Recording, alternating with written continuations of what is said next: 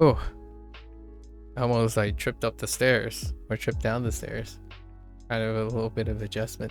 All right, welcome back, folks. It is day 164 with Duolingo Japanese. Once again, MAKU desu. Konnichiwa. Yokoso.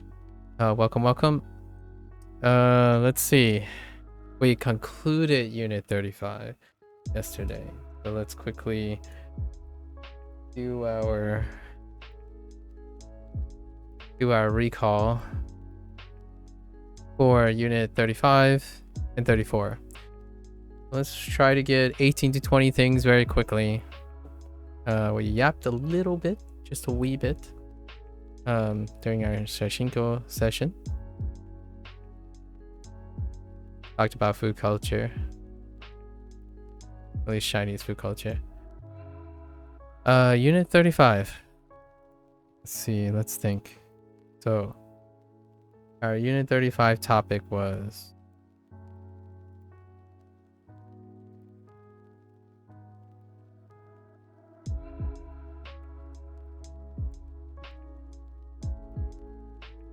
it was talking about classes.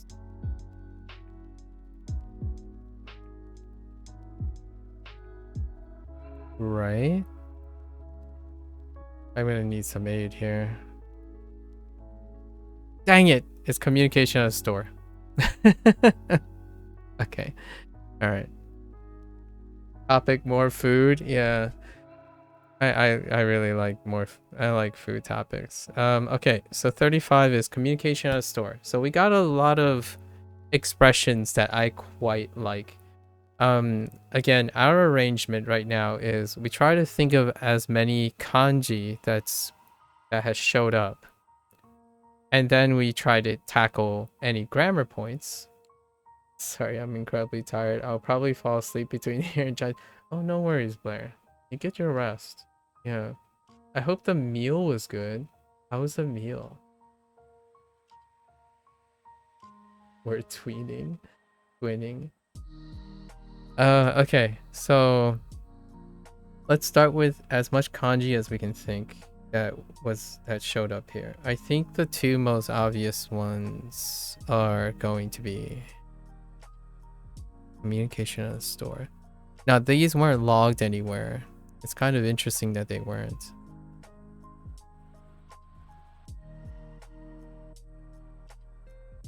Communication at a store.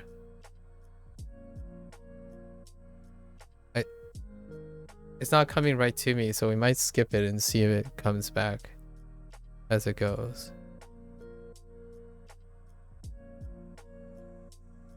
Oh, no. We got it. Oh no, we don't. That's part of the previous unit.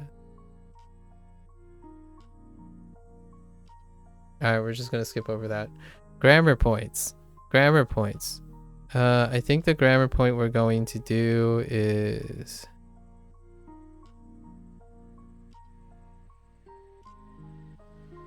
dekiru. Yeah, we got it. No, we don't. It's gone. It's like it's kind of there and it's gone. So we'll just do some grammar related things. So the de particle with dekiru. I kind of like it. We got to keep that in mind. Others. Actually, pretty much all of Unit 5 is kind of a grammar-ish thing because they're expressions. So, we have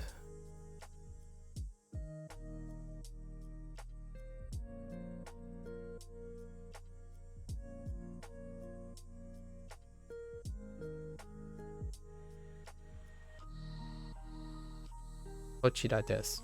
Right, kochira desu.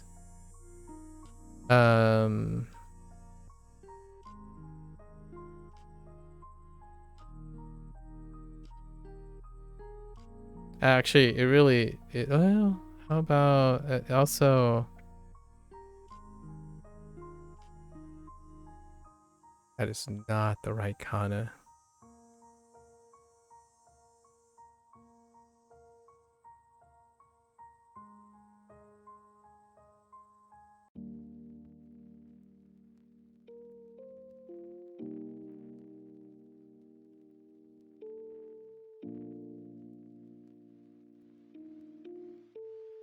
Yeah.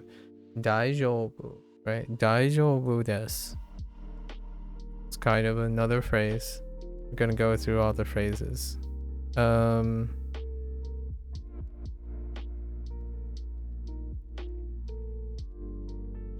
That's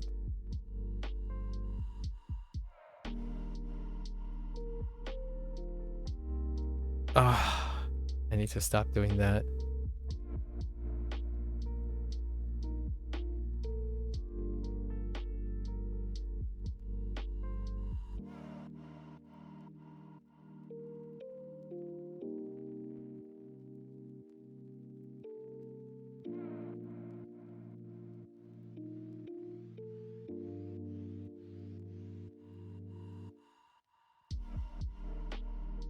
Wakarimashita. Right? Wakarimashita.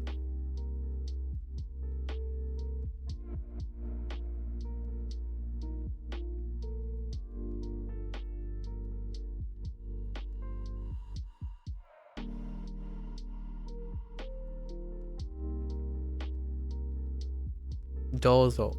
Dozo.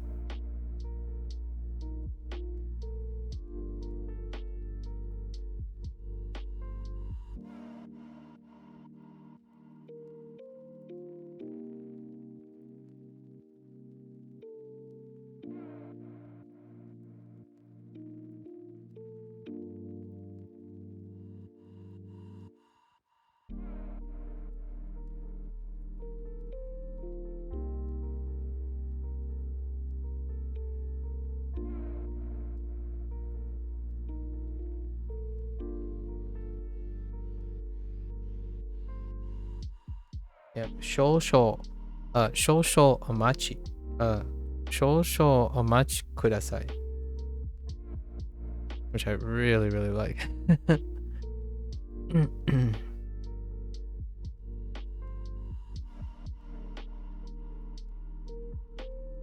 お願いします。ありがとうございます。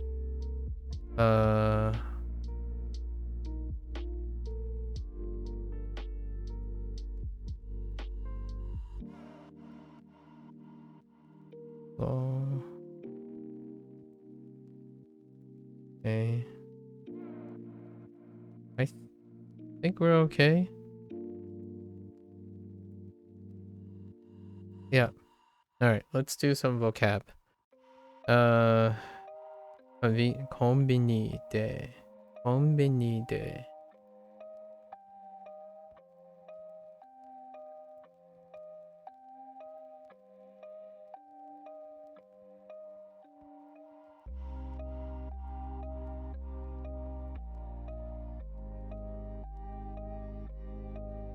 コピー機。コピー機。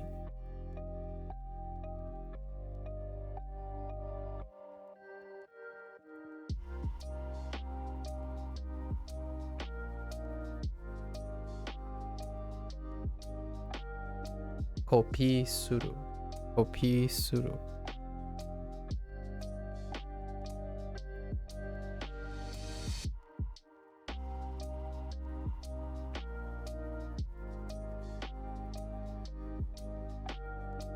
scan, scan, scan.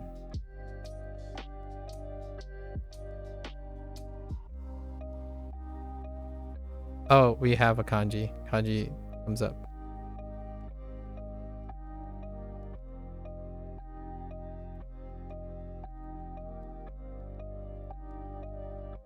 Okane. What is this kopi suru? I don't have JP keyboard. To make a copy. Make a copy. Okane. Okane. To copy some, like a photo machine? Yeah. Yeah, and then kopi key. You just write key, you know, like this key.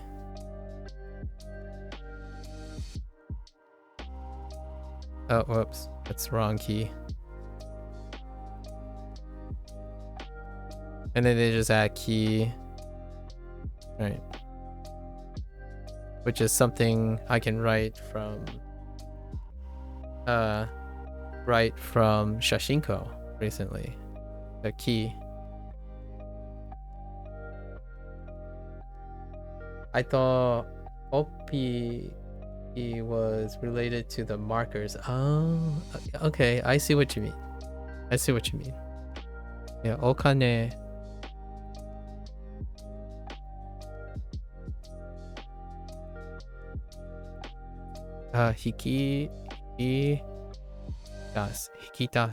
Hikitasu. However you want to say it.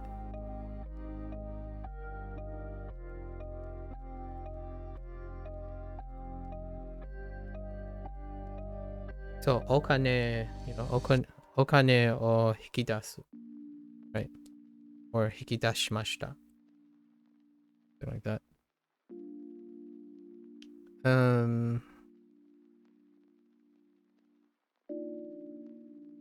Oh, we just got this. So I'm going to write the kanji for this because Shashinko is a source of kanji now.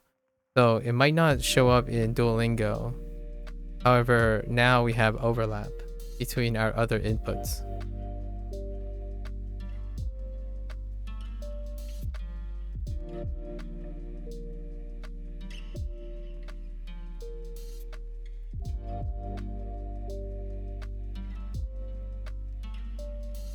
So atatameru. Atatameru was actually introduced in Unit 35. However, we also know atatameru from Shashinko. So I can write the kanji. So we're going to implement and lift any kanji we know from Shashinko and other sources into our Duolingo recall to further like reinforce each other. So atatameru.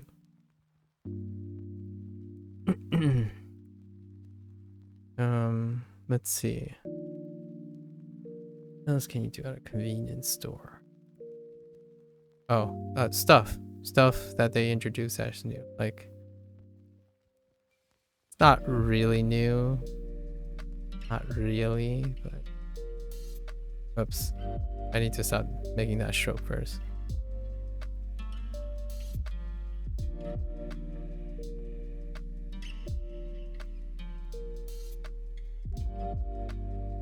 That is not it.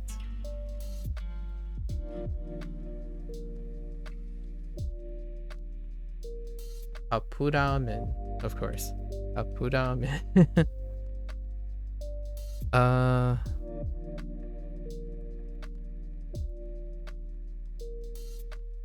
Kite.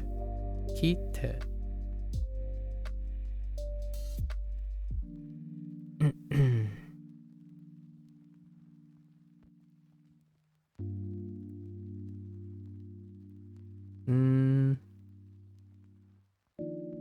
We'll throw these in because these are really important. I don't forget these.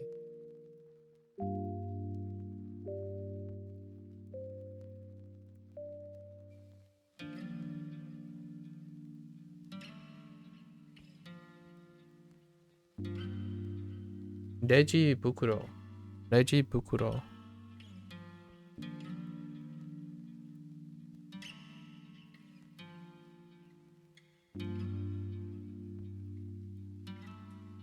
I feel like I'm missing a whole other thing. Oh, this was a kanji character. And we know the kanji for this from Shashinko as well.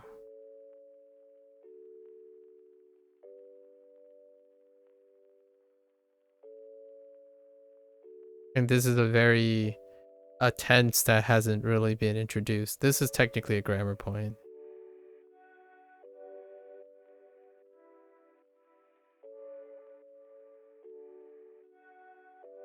We'll accept it as it is for now. Aiteimasu. It's aku. Aku. Aiteimasu. I like sundeimasu and kondeimasu. They use it sparingly, so not too bad for its use case. Aiteimasu. Aiteimasu.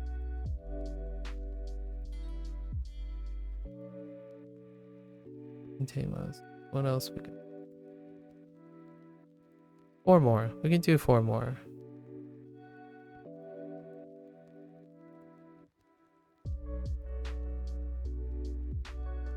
Okay.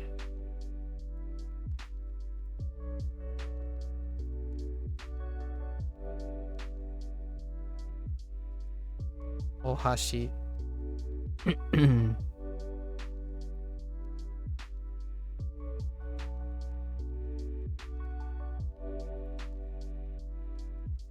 Gamu.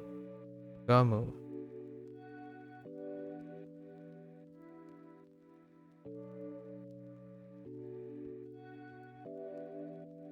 Wait. Wait.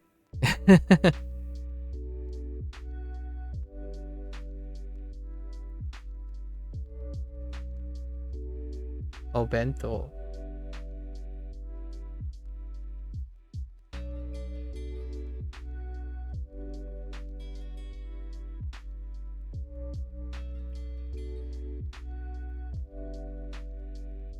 Nato.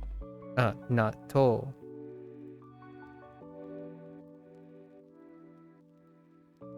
Nato.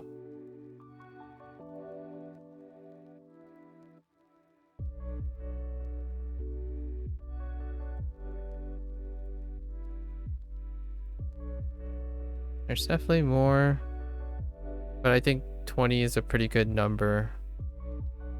We had 3 more days of reflecting on 35, so that's fine. Now we're going to be leaving 34 behind. 34 is stationary. I'm full, but you mentioning bento makes me hungry again somehow. I know, right?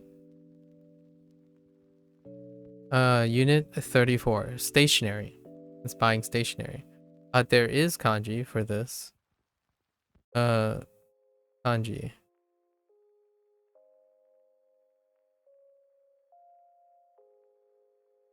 Mise? Mise?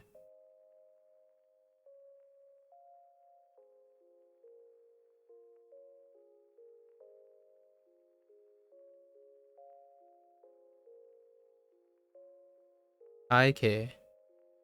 Kaike.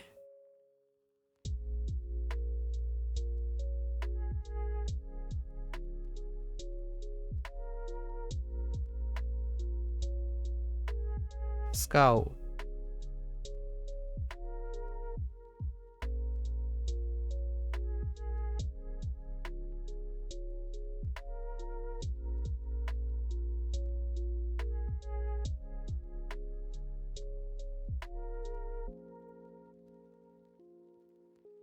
Gakko.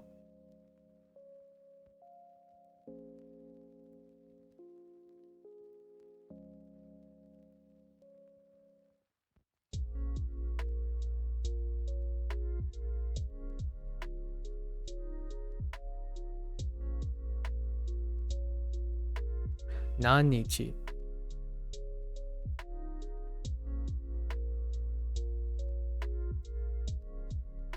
That's good enough. There are some few here and there that we'll also do.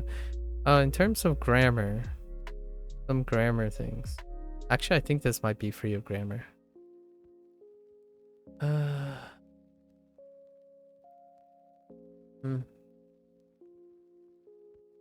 We'll see if it comes to me if there's anything interesting to highlight. So for stationery, lots and lots of things at a stationery store. Among all the previous vocabulary, but we got lots of new ones. So let's start them.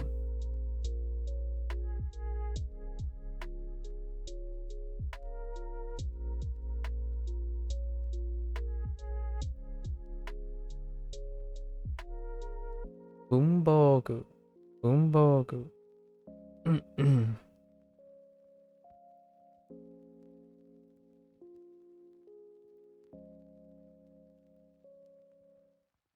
Fusen. Fusen. Fusen.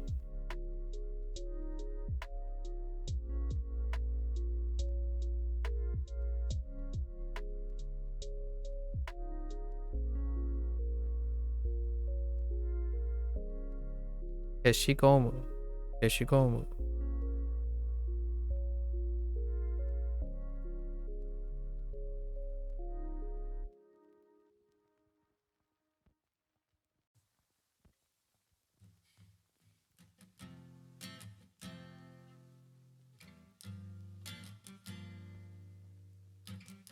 色鉛筆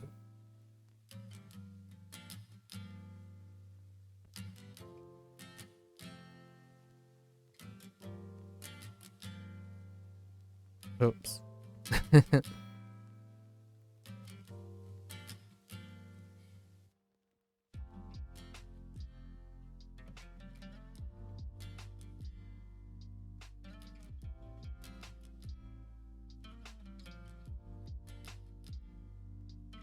Sharpen.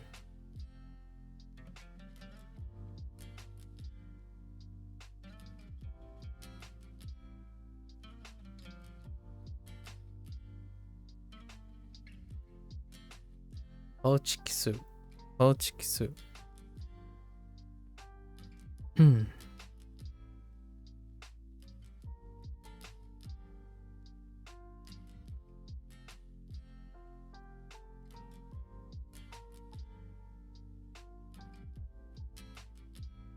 Asami. Asami.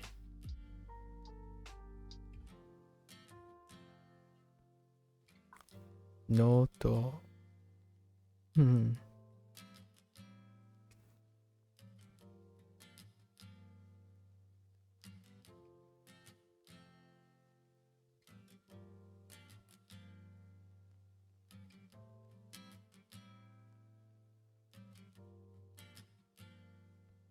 Kyokasho, jisho, manga, hon.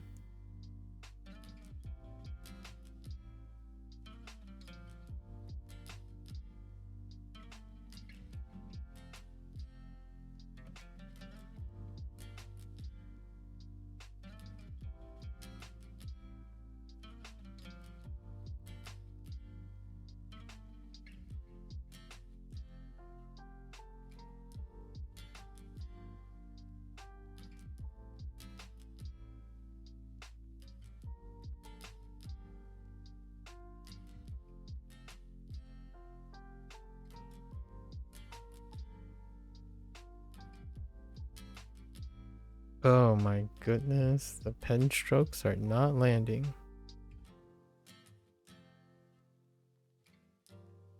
Arenda. Arenda.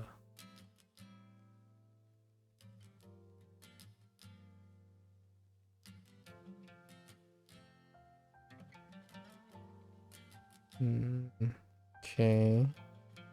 Okay. So buying stuff.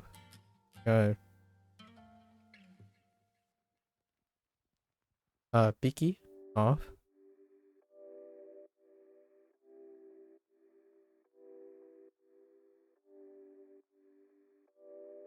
Angaku half price. Angaku.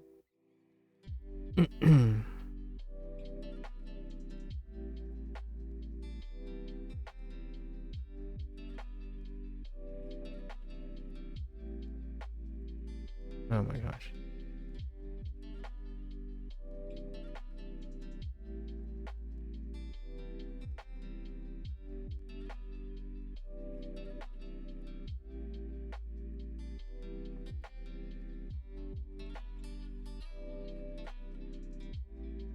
Jumbi. So no. Jumbi o suru. Right.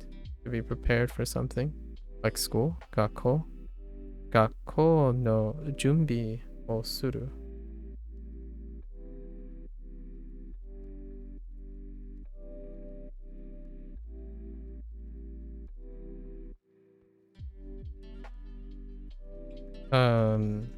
This is the chapter with the kute,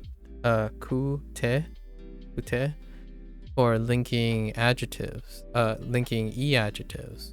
So let's do some of that.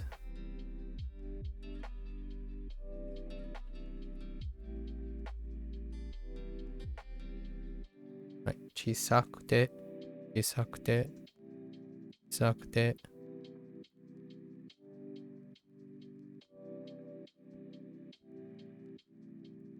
Okikute, okikute.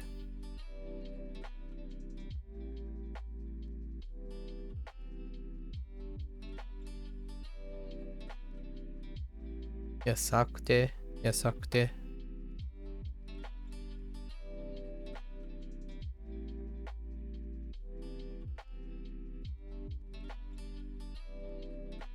Akakute. Akakute. I'm just writing these because those are the 4 kanji adjectives that we have. And that's relevant to stationary. The newest one for hirakana read is atsui.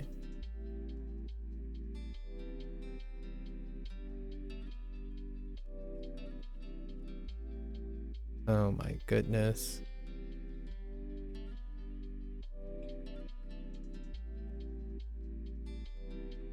Okay.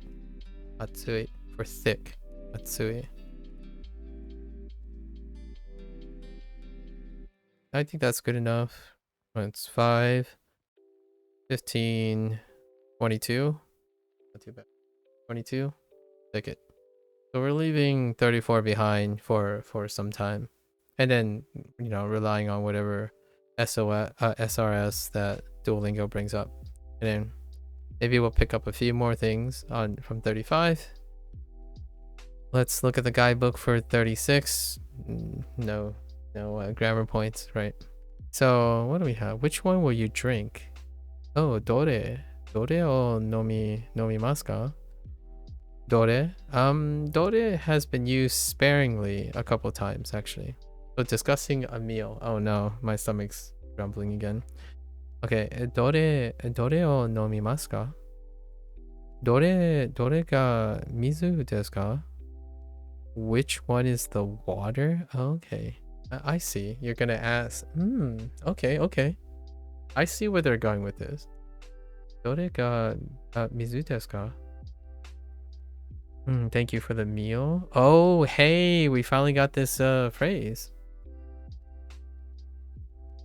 How does it look?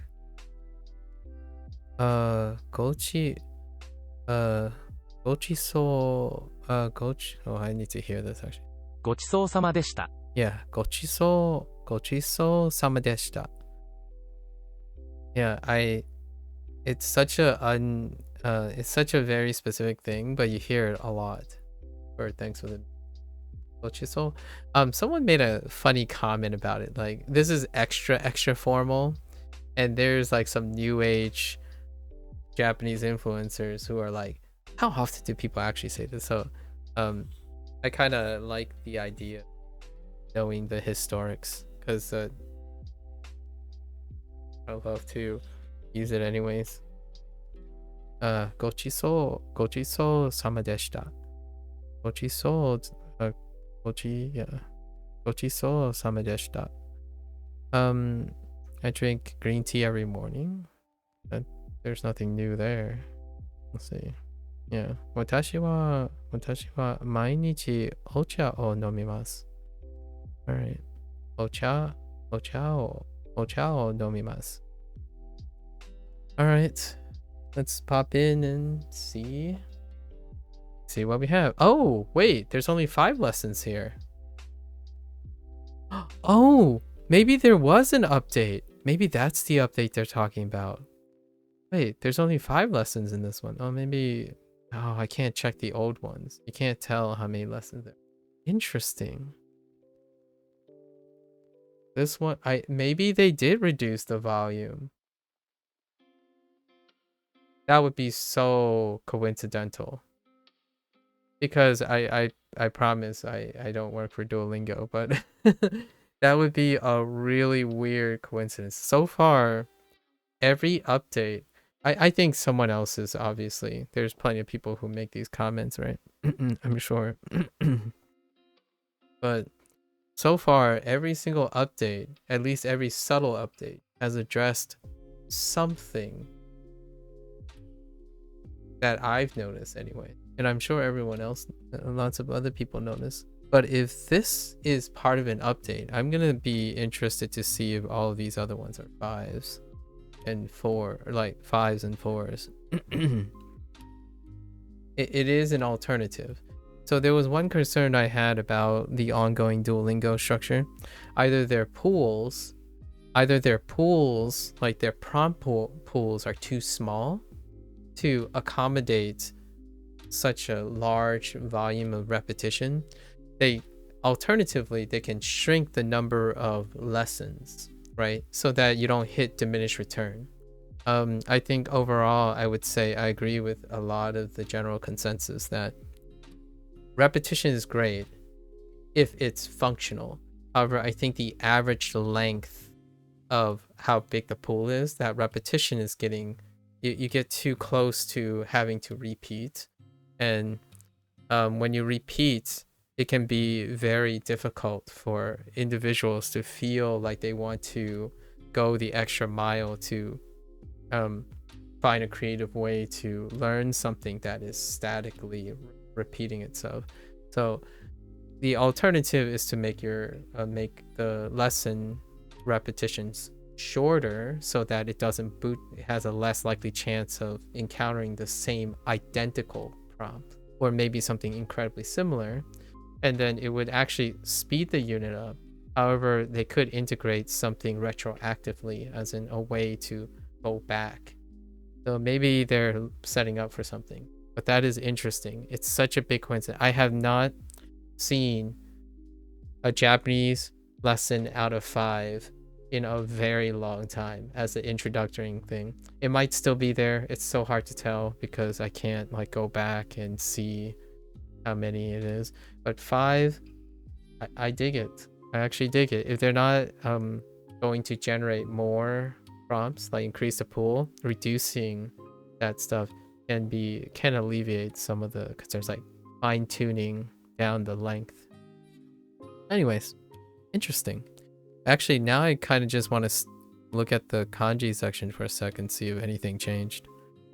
No, it doesn't really look like it. Usually when something changes, some of these bubbles become delit. Okay, I don't think there's anything in the kanji section. All right. And also, they haven't finished a TLC on the kanji stuff because there's certain sections that require kanji practice to advance, but it doesn't seem like it's probably rolling. There's so many rolling things right now. I can kind of feel the churning of we should try these things, and then eventually full send them.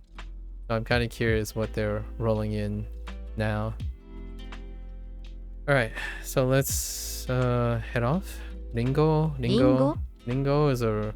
So I don't know if this is a new theme, but in the last couple maybe 4 units,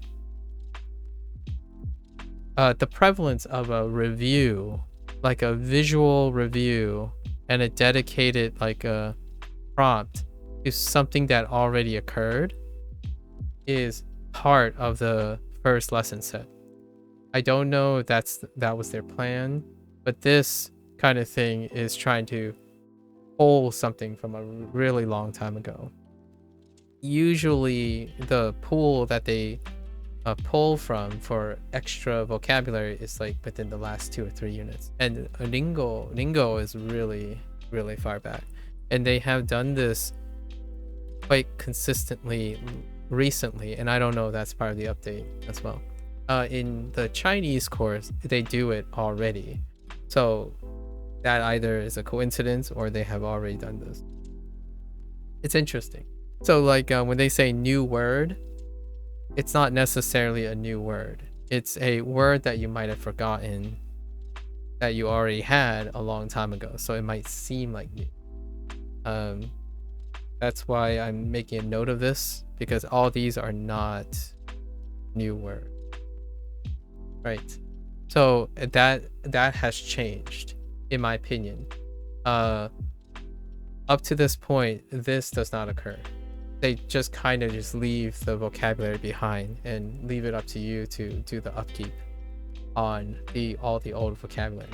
And in the Japanese course, we are over like 2,200 words. So any of like the first 1,000 words is fair game. So, and it's interesting. I think this might be a recent thing. Yeah, like they're more aggressively reminding of old vocabulary now, like really far vocabulary. It's interesting that they're going out of the way. It might have been here already again because I haven't completed the course before. So I kind of like it. It's great that they're doing that. リンゴ Ringo. 小さいリンゴ Chisai Ringo. Yeah, see? Like even chisai is not in kanji. So I don't know. It might be like rolling updates haven't happened or something. Like, so chisai is not in kanji, but you know, you know chisai, right? Chisai, right? As opposed to this, which is the hiragana. So it's interesting. So this is actually the lesson from that. So they didn't actually make a new lesson, like a new prompt. During the time you learn Ringo, you did not learn the kanji for chisai yet. So they might have tweaked their algorithm, for example, like their SRS algorithm, where they're still taking a pool of all existing prompts. You can tell that a prompt is older and static is when they dip from that. So Ringo comes up, then the following prompt to reinforce Ringo will be the prompt pool that Ringo came from. And that's a time when Chisai was not written in kanji yet. So Chisai, the kanji for Chisai, was introduced after Ringo. That's kind of one of the giveaways. That's kind of one of the giveaways to that they didn't necessarily create new pools. Not that it's that big of a deal in my opinion. Yeah, so this is an older prompt. It's from an older pool. Because when you pull something, it's from the introductory pool. They don't have in my opinion, they don't have like an adaptive way yet to update, like retroactively update all kanji and supplant them based on the person's progress. So that's something that, in my opinion, is kind of unique to Japanese, right? Because of their hybrid writing system, because of their multiple writing system. In Chinese, it wouldn't matter because the Hanzi is still the Hanzi. In this, you can tell when it's an older prompt, because kanji is introduced on a rolling basis and it is not retroactive. So when you learn a kanji and you have a prompt that doesn't have the kanji, it's coming from a prompt period before you learn the kanji. This is not true for the Chinese course because you have to know Hanzi no matter what. And then pinyin is a subtext, so you wouldn't know. Actually, you kind of do know. In the Chinese course, a way to tell that it's from an older pool is the grammar structure, or like the associated words. So all their words are pooled together. So when you have a prompt about, like, say, last week in the Chinese course, it will be about from the unit, all the prompts that you remember from the unit it's introduced. So it wouldn't retroactively use next week or last week or like specific vocabulary that isn't associated with all the vocabulary that was introduced in that unit. That's how you can tell it came from the same pool. And the way I study and recall Duolingo units make it really obvious because I organize all my information in my head based on their units, and then I try to contextualize the entire unit based on the theme. So immediately when a word comes up, I know the associated word. So in various ways you can confirm, you can kind of feel out how Duolingo is like layering their structure things, and you either work against it or you work with it. And usually it's fun to me on trying to figure out how things work, like under the hood. It's always an extra layer of intrigue, in my opinion. Like, I don't just want to use a smartphone, I kind of want to know how a smartphone works, right? Okay, anyways, let's keep going. So, お茶お茶。このリンゴはいくらですか？このリンゴはいくらですか? And the silver lining here is if you know that it's older or earlier, and then you know like what changed here and stuff, it means you know. So that means you know your content, right? Somebody could just read chisai and they're like, oh, okay, it's chisai, as opposed to reminding themselves like, well, you know the kanji for chisai too, so think about the kanji for chisai. It's that extra, in my opinion, that instant give and stuff. It's one of the things, like when someone says, oh man, I hate it when they only have hiragana even though I know the kanji. Well, the good news is you know the kanji plus the hiragana, so you just reminded yourself of both. That means you know the vocabulary. Like, you know it. It's not a negative thing, in my opinion. And then there's also the idea like, oh, this doesn't sound quite right, I would say it a different way. Good. Excellent.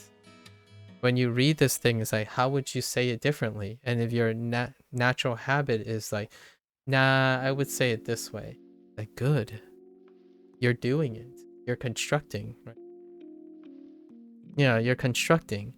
And the thing about that is, do it more often. Do it when you don't have to, right? Do it when you don't have to. Say, oh, this is a pretty good sentence, but how can you say it differently, right?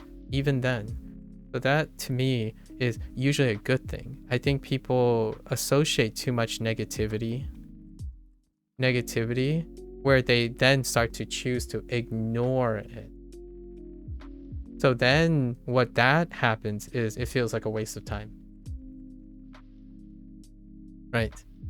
When you get stimuli, you can turn it into something extra.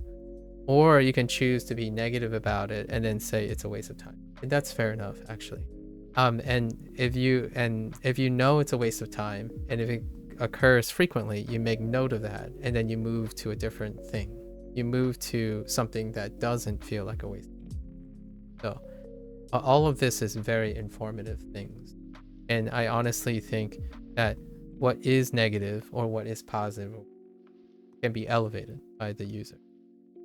Anyways, this is raising some interesting things because this hasn't happened too often.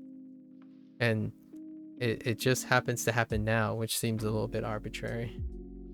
So I have a feeling it might have something to do with updates. このリンゴはいくらですか? How much is alright. Yeah, 英語。花さんは英語ができます。花さんは英語ができます. Yeah. So, wait, what was the theme of this? To discuss meals? I don't know where this is going. Maybe they're trying to discuss the menu. So like if you're visiting a restaurant and then you're just saying like Hana-san wa eigo ga dekimasu, as in, oh, Hana knows English, so perhaps we should consider, using English for it. I don't know where this is going with the meals. Alright. 名前。 Namae. Oh yeah, see, this is a review too. Namae. Oh. Did they introduce it? No, yeah, this is review as well. Namae. It might be because they introduced it when they forgot to register. This one is a little weird. What is happening? Now there's no image. Okay. Okay.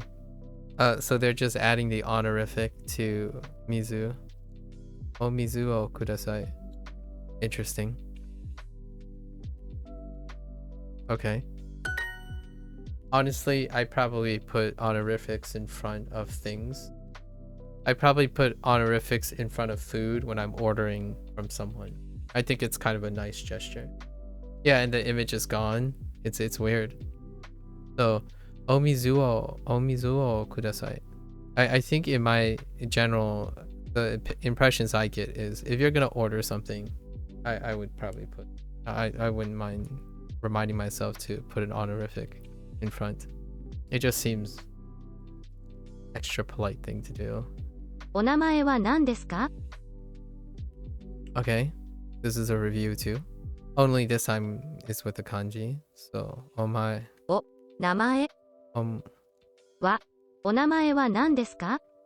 yeah, 何ですか? 何ですか? Thanks, Dojo. Always appreciate the encouragement. So that's the O, the honorific. So omae wa nan desu ka? It's great to see it broken up now, though. Super way off topic, but how are you streaming on 2 different places? Thinking of starting to stream again? Plugin. There's a plugin you can use for OBS Studio. Or OBS. So you get the plugin. It's fairly easy. Fairly step by step. You can follow step by step. It's like 3 or 4. You'll get it. I have no doubts. お名前は何ですか？ Onamae wa nan desu ka? Oh, you thought it was my, yeah. Nope. You're good. You're good to go. Easy. お茶をください。 Ocha o kudasai. What is happening? Wait, what's happening right now? はい、ありがとう。 Wait, what is happening? Hi, arigato. Oh wait, are they going with no? What the heck? I don't know. I don't know what's happening. Although this, I feel like this is highlighted as new because it's less polite than arigato, arigato gozaimasu, right? Arigato gozaimasu. So I don't know. I don't know what's happening right now. ありがと Arigato. 花さん、ありがとう。 Okay. I don't know what's happening right now. う。では、いただきます。 Dewa. Okay, well that's actually good. Dewa is good. Dewa itadakimasu. では、 Yeah. Do they want well then? では、 Like the then too? Okay, I guess. Dewa is... Dude, what's happening? I think we've gone backwards. I don't know what's happening. では、渋谷に行きましょうか。では、渋谷 Shibuya ni ikimashou ka? 行きましょうか。 No, nothing new other than Dewa, so okay. では、渋谷に行きましょうか。 What? これ、 What's happening? Korewa. Oh, what is this? 僕、 Boku. Oh, we're gonna get Boku. Boku. Oh no. Anime time. Boku. Korewa. Korewa watashi no. Oh,の、 Oh, is that how they're gonna do it? コーヒーです。 They wanted me to just... So the new thing is Boku instead of Watashi. Although, I don't know. I think 9 out of 10 times, if I were to visit Japan in the future, I still won't use Boku, really. But Watashi is pretty reasonable. So, これは僕のコーヒーは、コーヒーです。So, no yo. So, Boku. I don't know how to write it either. Let me look up boku. Have this up. Boku.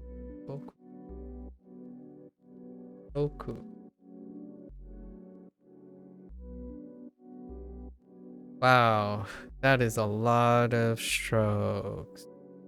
Oh, I can, okay. What is that stroke order? Okay. All right. So let's try this.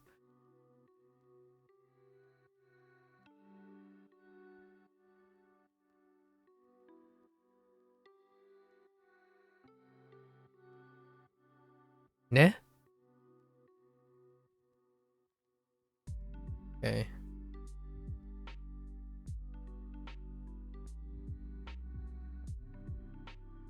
That's boku. Boku. Yeah, that's boku. Interesting. Alright.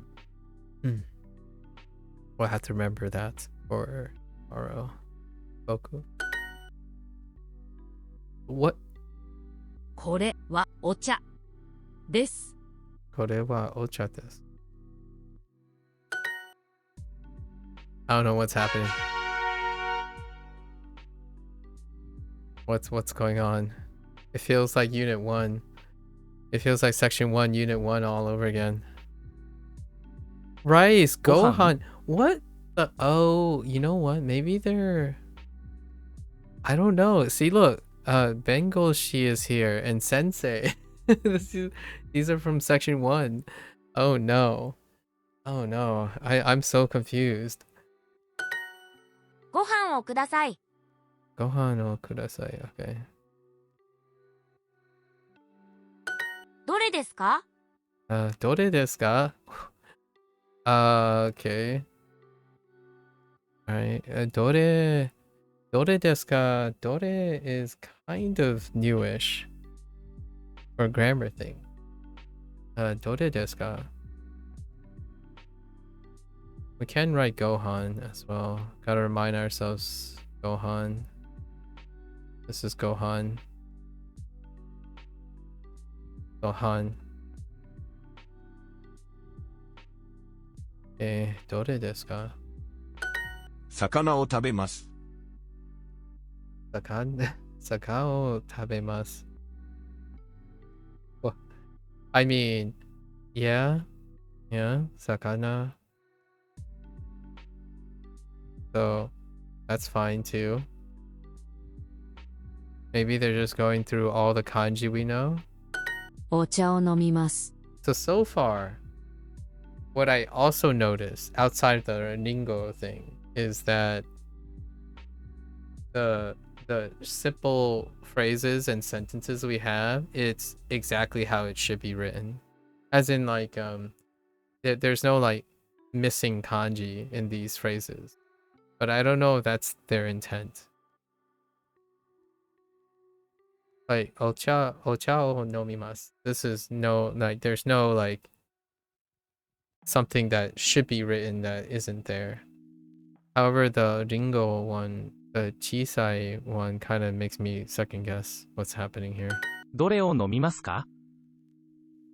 Yeah. どれ Dore o 飲みますか? nomimasu ka?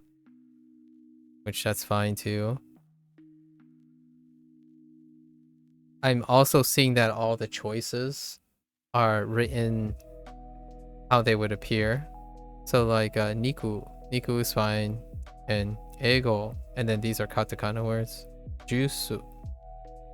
No, sorry. Nyusu, and Iza. Iza is coming from a different unit, and Nyusu is kind of around this time. Ego is much later, and Niku is like in the middle of the pack. Niku is like 7 or 8 units ago. 毎朝水を飲みます。 Mayasa mizu o nomimasu. Yeah. So I think maybe one of the things they're trying to do is to only use phrases that incorporates just kanji, like just like the proper way, without like, because they could have chose something like a different phrase. I don't know what other phrase there is that for time. Mayasa mizu o nomimasu. I'm a bit baffled still. Still. Mayasa. Huh. ご飯は食べません。 Yeah, gohan wa tabemasen. And now it's highlighting the one of the first predicates that you learn. Interesting. Taberu. Where are you going with this, Duolingo? Gohan wa tabemasen.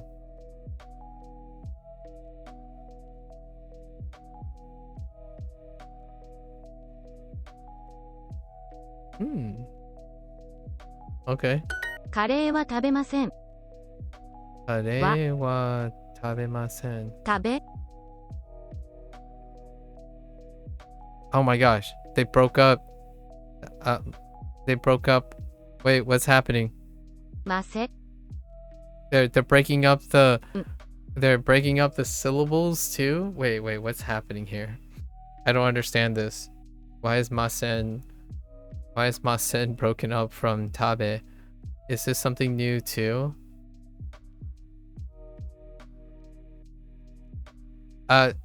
There's some pros and cons to this as well. This will, if you break things up like this, it kind of feels cumbersome, but at the same time, it does give you a lens into conjugation. ま Right? せま So, せ although I don't know why masen is broken up like this. Usually early on, they broke up to help you read hirakana. Like to help you read kana. Duolingo reverse update. Reverse progress. カレーは食べません。 This is a little weird right どれが now. 水ですか？ Dore ga mizu desu ka? Okay. Dore. Okay. Dore ga mizu desu ka? Oh, interesting. Dore ga and then mizu. Okay.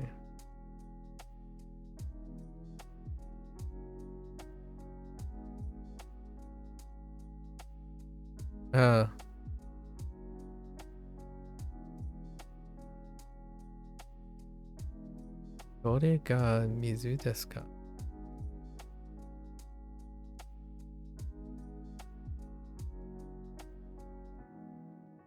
Oh. Oh.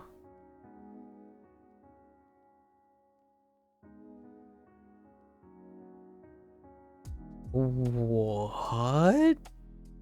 Wait.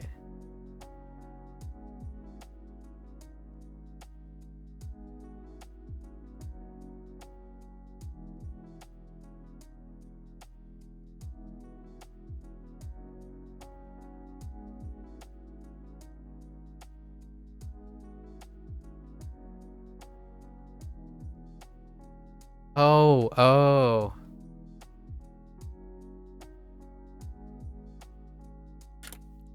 I needed to find like the subject. The subject is gone. I forgot. English things. That's an English moment.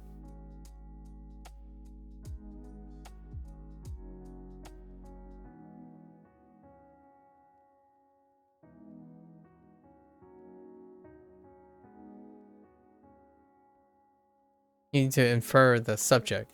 So you needed one. Which one is the water? I'm like, what is going on? It just says which is the water. I mean, isn't that fine? At least I think this is what it's supposed to say. Yeah. お茶は飲みません。 Ocha wa nomimasen. And that's our second predicate. I drink ocha.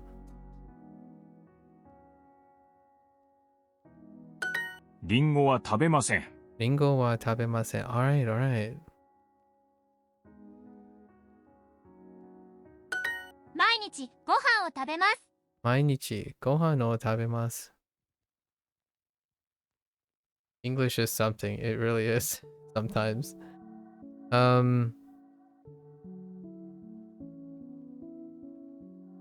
Okay, real talk. I think if I had to read into this, which is too early to tell right now, my general impressions is that they're going back all the way to section 1. Like they're lapping back to section 1, bringing it full circle by integrating all the kanji. That just seems like what I think they're doing. Because they can say so many things right now that I don't have the kanji for. But they specifically have only used things that already have kanji for it. So maybe that's the intent. Maybe, but it weirds me out because it's very short. And for what it's worth though, saying these phrases are pretty much like something that's okay. I mean, it's no conversation expander, but I eat rice every day is perfectly reasonable, I suppose. ご飯を食べます。 Yeah, so gohan o tabemasu. I guess. ビールは飲みません。Biru wa nomimasen. Yeah, and then they use katakana. Biru. Biru. Okay. And that's from a different... Biru is way outside of section 1. It's like section... Like, almost... It might even be in section 3. I think Biru is in section 3. So, it's not like they're... like, going back deliberate... Like, not like... unintentionally.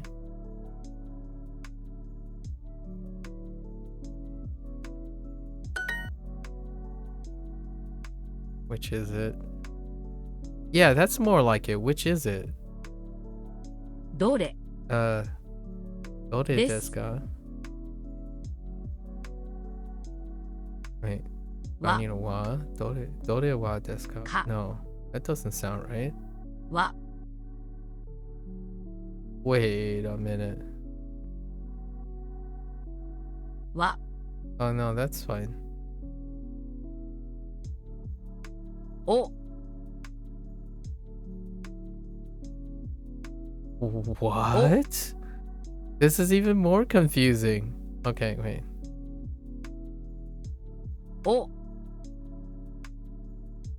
Oh, dore wa desu ka? No? お What's happening? I don't understand.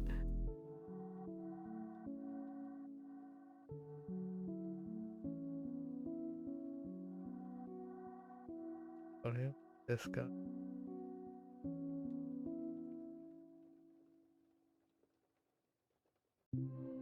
I feel like they want me to put an O in front of the witch. お But we're gonna go with this and see what happens. Oh no, they want kore wa dore desu ka? Oh, sore wa kore. What? How would you know that? Wait, sore wa dore desu ka? Oh, they needed an it. Oh. Oh, okay. Wow. I'm baffled. I'm very baffled right now. Yeah, I kind of get it. Okay, sore. But how do you know it's sore? But that's hmm. どれ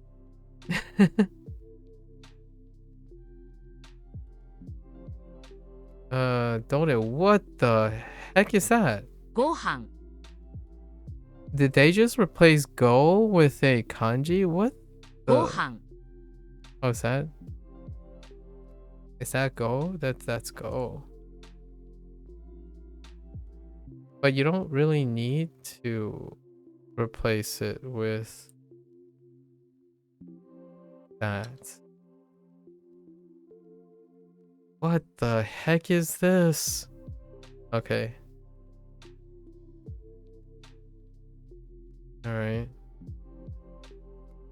It is going to be so hard to remember these characters, so they only occur once.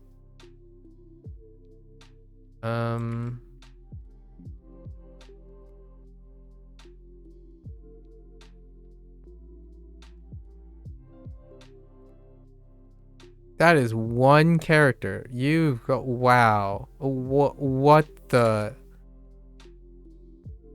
that is one character? What is going on here? Oh. Let's try that again. So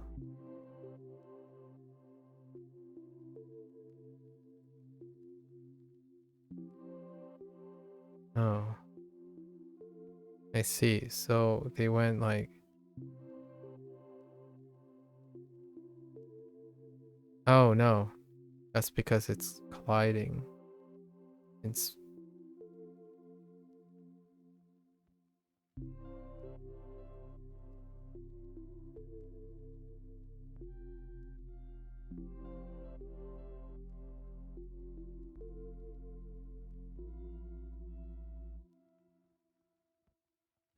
what's happening?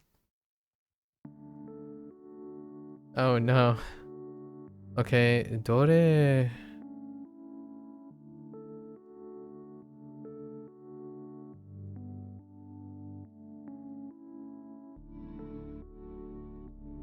What? What? What? Wait, I don't understand. ロック What? ロック What? How? ご飯ご飯 Oh no, it's fine. を飲みますか No, it's fine. It's fine. I was thinking of something else. It's fine. I'm not triggered. I'm not lost. I'm not lost. You're lost. Okay, so それは I don't actually understand this one. どれ I'm gonna have to でか investigate. それはどれですか? どれですか? I'm gonna have to investigate that one. This is very baffling at the moment. Yasai. 野菜 That is new. However, Shashinko introduced this to me already. Let's see if they teach me the left side of... Oh, actually, we don't have either of those. Actually, we don't even have... is this supposed to be Gyunyu? 牛乳 Oh my goodness. What is going 野 on? 菜 Okay, yasai. Alright, it's fine. 野菜を食べます Yasai o tabimasu. Yeah. I'm fully confident now. This is the point. What unit was this? 36? They're replacing everything. There's no like there's no miss kanjis so far outside the Ringo thing. Huh. And they're really like the sentences got very short all of a sudden too, because maybe their argument is now we're just focusing on kanji. I don't know. I don't know what's going on. Yasai o tabemasu. I have no idea. Right. Niku. Niku. 肉は食べません Niku wa tabemasen. Okay. Or... Wait. Oh yeah. It's fine. Okay. 牛乳 And gyunyu, like... Okay. Sorry, I'm just looking. We're gonna write them later. 牛乳 Gyunyu. 牛乳を飲みます Gyunyu o nomimasu. Okay. Maybe this gets all added to the kanji section. 6時 Rokuji. 肉と野菜を食べます。 Niku to yasai o tabemasu.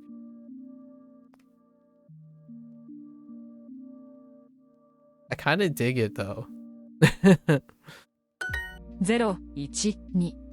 0, 1, 2. Yeah, and still all kanji and or katakana. Right, outside of your grammar stuff in hiragana. So, 0. Oh, we already have 0. We already have 0. Okay. 4時4分です。4時4分です. It's all random. It has. I honestly think it has nothing to do with discuss meals at the moment. Yeah, it's 4:04.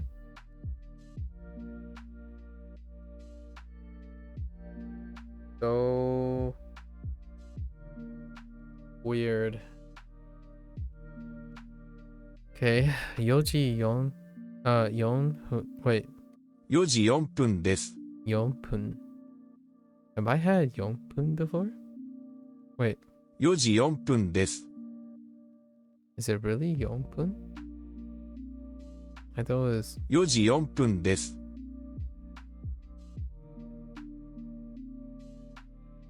1 second.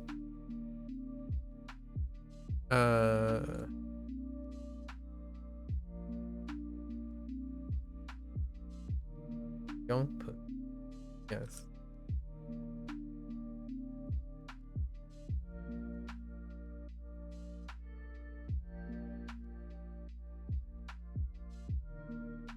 Yon pun.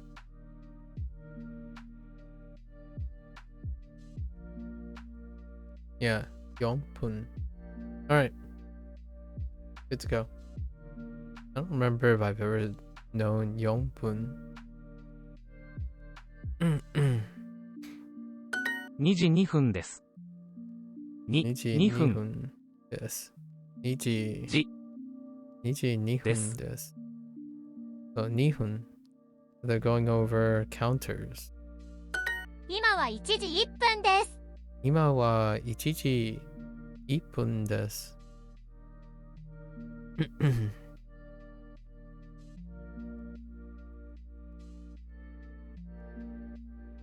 ごちそうさまでした。Oh, yeah. ごちそうさまでした。さまでした。さまでした。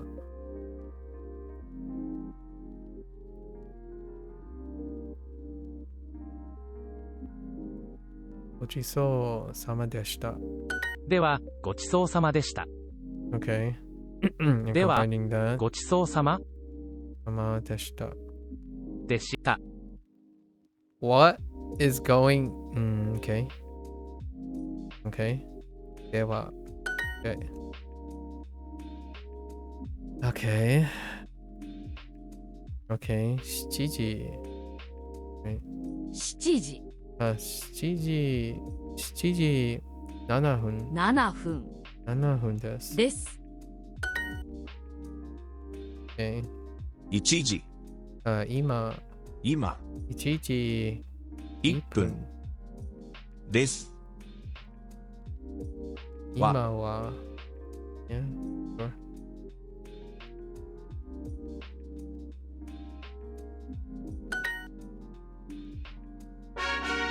Get more with Super Duolingo. Listen, we gotta talk about this duo. What's going on? What the heck is happening? 8、 Hachi, okay. 8時8分です。 Hachichi happen this. Wait, why? Okay. Now, 8時8分。 so now they're going over all the counters, with minutes and clock, clock. Hachichi happen this.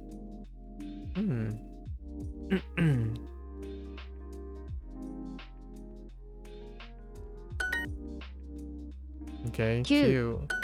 9時9分です。 Uji Q hun this. Yeah, they're just going over all of them.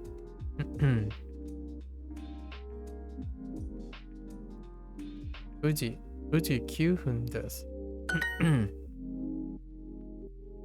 Q. 今は8時18分です。 今は8時18分です。Oh, okay. I actually didn't know how this works. Like clock things. This is actually new. I actually don't know how to say how they would arrange the 8時 part. 18分 Kind of. No. We kind of did with like like trains and stuff. Like train clock. Like what time a train comes. 8時18分です。Yeah, we have. Just kidding.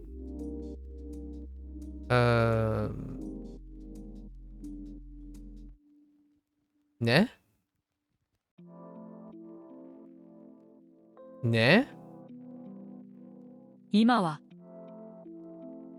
Alright, sure, I'll take it. 7時半です 7時半です. Okay.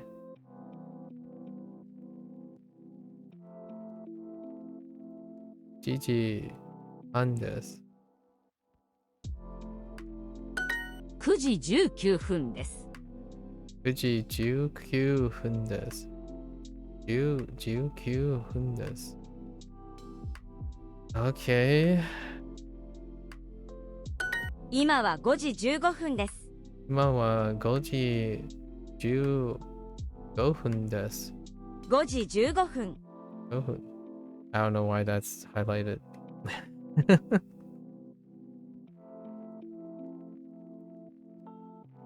Alright. 8時半ちょうどです Okay, that's that's different. ちょうどです. Exactly. ちょうど Okay, that's new. Okay. 8時半ちょうどで. Okay. ちょうど. 今はちょうど10時半です。今はちょうど10時半です。今ちょうど10 10時半です。今はちょうど10時半です。Okay, I mean that's fine. Yes. ちょうど10時半です。9時です 9時です. Okay, sure.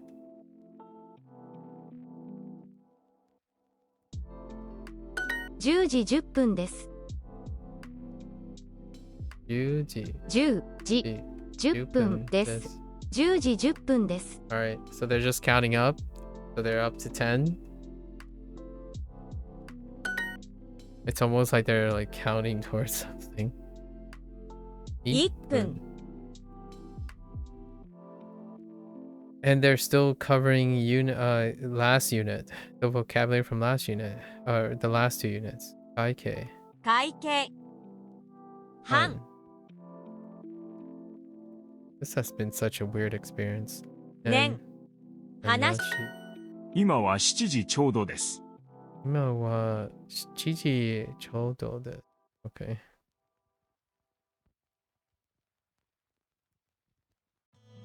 Can I say it this way?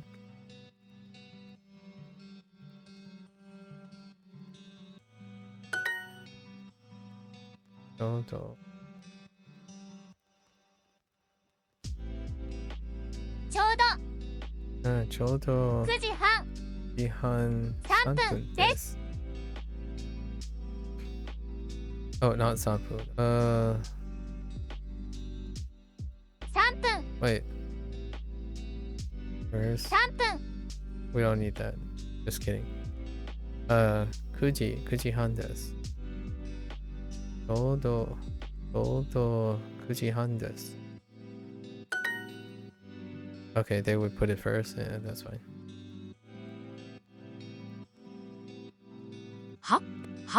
9時9時9分9分. 10 19分です. です You made me unironically begin the Japanese Duolingo course.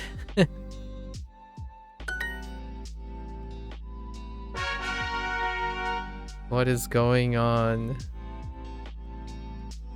Okay, which is okay. So, それそれはどれどれですでか?か Sure.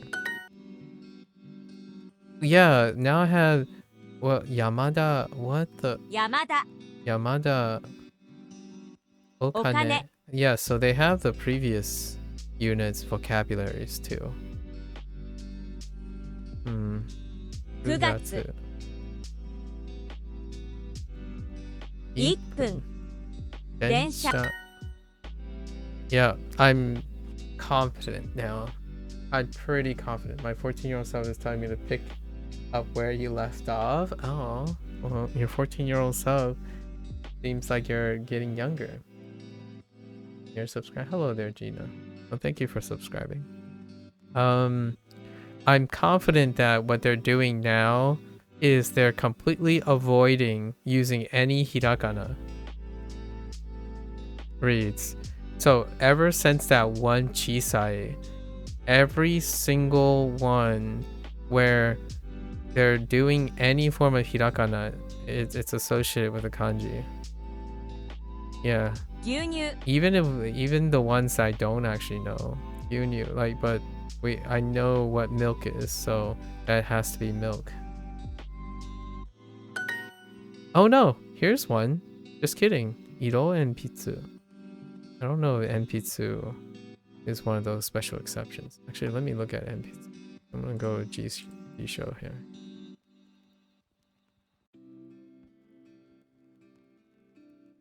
No, Enpitsu has a kanji. I take it back. Oh, you're talking about, you're self-talking to your, okay, fair enough. You're talking about figuratively as opposed to literally. I see. 半 Hanashi 1分会計 ね どれが水ですかこれどれが水ですか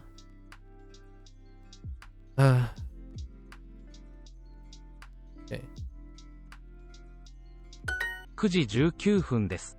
9時19 9時19分9分です。です。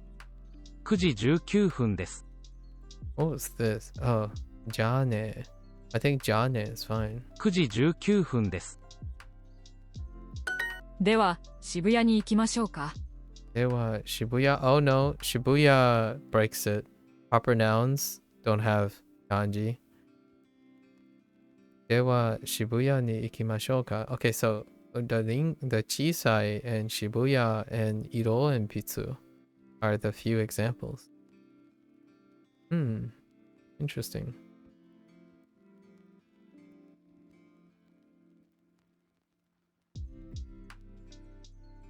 では今はちょうど10時半です。今はちょうど10時半です。7時です。7時です。What is going on? 今は7時ちょうどです。今は7時ちょうどです。Wait. 今は7時ちょうどです。That telling me that you could do it either way? 今は7時ちょうどです。12時頃に食べます。12時頃に食べます。Actually, Goro, I think stays Goro most of the time.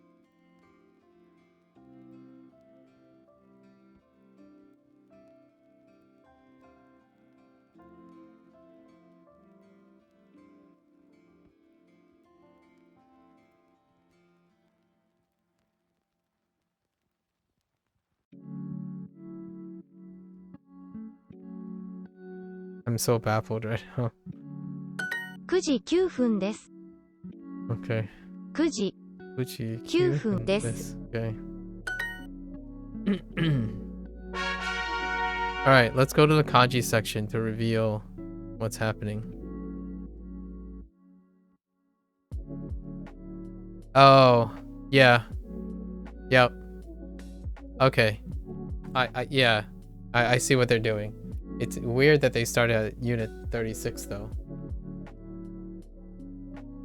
Okay. Ego. 英英語、英語、英語、英語英語 Yeah, they're totally... 英語、 This is where it starts. 英語、英語 That's 5 times more kanji 英語、 in one unit. 英語、英語、英語 Interesting. 英語 I wonder if I can juggle all of it along with 英語、 Dashing.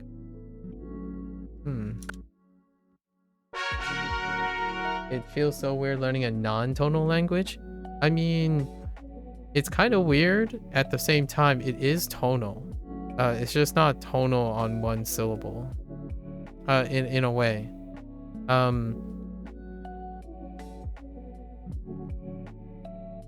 Technically, it has 2 tones. It has like it rises and falls. Still.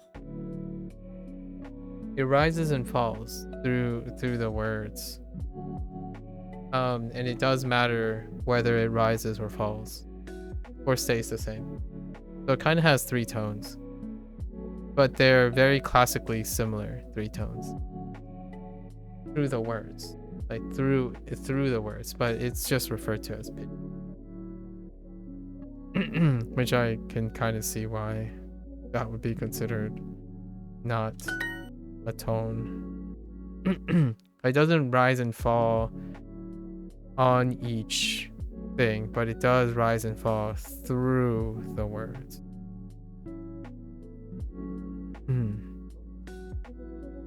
Boku. 僕、 僕 Okay. Yep. Okay, so we don't have to remind ourselves how to... 僕僕僕、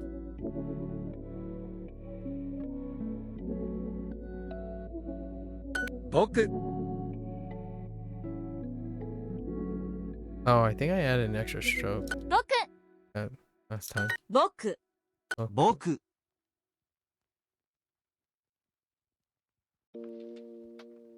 僕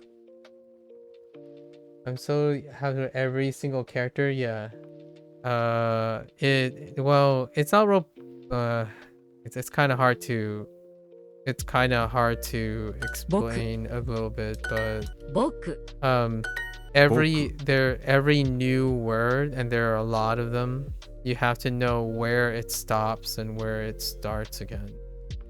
So the way you read the Japanese is helping you kind of figure out where you rise and fall again.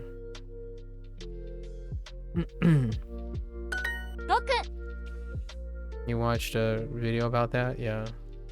So it's not...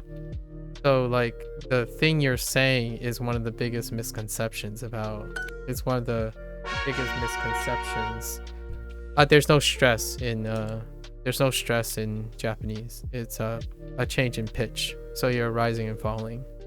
It's the tonal aspect of Chinese. Only you have to reproduce it in a very regular way. It's kind of like being rhythmic as opposed to being polyrhythmic, or like being 2 or 3 rhythmic, like dual rhythmic or singular rhythmic as opposed to polyrhythmic. Yeah, pitch accent. Yeah. Well, you're changing your pitch, but tonal shifts is also involved in that. Like, I just feel like the mechanics behind the things are semantics. So when you're saying like there's no tonal things, there is tonal things. Or like it's hard to say it doesn't. 英語、 I guess that's a better, more expression of my feelings about this. Like I am worried about rise and falling. Or like I am worried about it's the same amount of worrying. or same amount of like considerations. 英語、 英語 That's what I meant by stress. I meant the rhythm of your pronunciation of groups of syllables in it. Well, okay. I was using rhythm as an example, 英語 but there's no rhythm either. 英語 There's no rhythm. I was using it as an example. 英語 You still have to worry every 英語 like where 英語、 your tone and 英語、 hang on, let me I was gonna try to do this section, but you still have to worry about when to maintain something and when not to. Right. But it's a big misconception that Japanese is flat. Japanese is not flat. It's perceived as flat because most people think you can get away with it being flat, but it's not flat. It rises and falls all the time. It's very regular. So it's regular rise and fall. So like kind of like your predilection for, I don't know, math rock, I suppose. That's what example I was using. It's kind of like comparing math rock with classical. I know that's what not the word that I'm using, but classical has structure, like regularity and structure. It has regularity. So that's what I meant by the rhythm of things. So math rock might be eclectic. Eclectic in the sense that you are always worried about a change in the rhythm or the, I don't know, the tone. In Japanese, it's very structured and regular, but you're still always worried about it.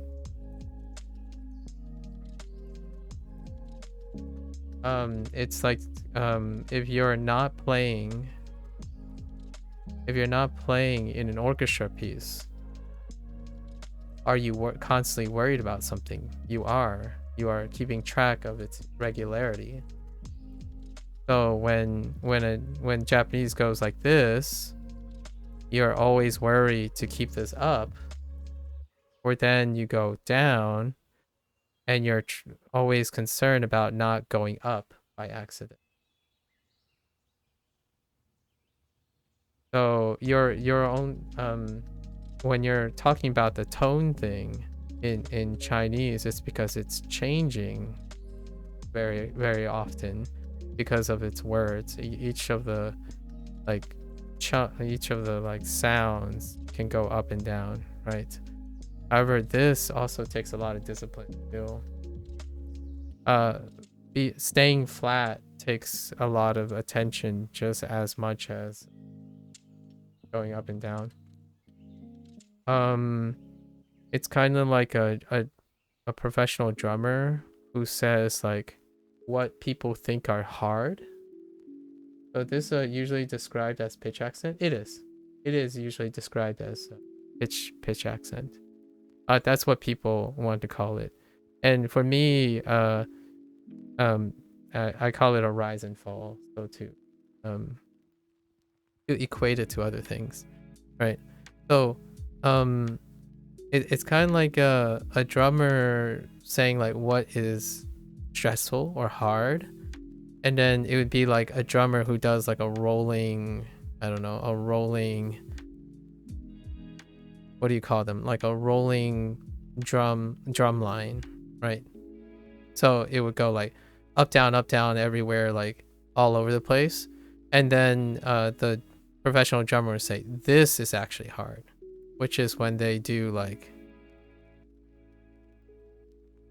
and then layer like one here all at the same time.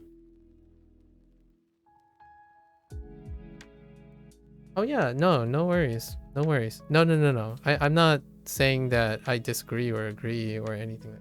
I'm just kind of trying to relate it back to Chinese as the best as I can. Yeah, you have to the thing that makes Chinese perceived as difficult is kind of really ironically the same. It's very similar to what makes Japanese difficult. Whereas like the discipline that's required to do this is also the discipline that is required to do this, if you know what I mean. Like I think you worrying about the tonality of all the, like when you're listening to Chinese, you're like hyper aware of all the tonality and stuff. It lends really well to learning the pitch accent of Japanese, which I'm very loosey-goosey about the tonality of Chinese, and I'm also very loosey-goosey about the tonality of...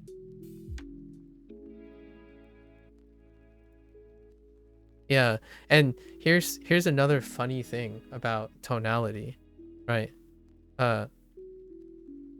Japanese, here's a funny meme. I don't know if you encountered this meme, but when Japanese people refer to pitch accent is kind of like in a English perspective. Intonation is the word that they would refer to that is relating to the pitch accent. So the pitch accent itself is the tone of the Japanese language, and that's kind of a funny talk about that.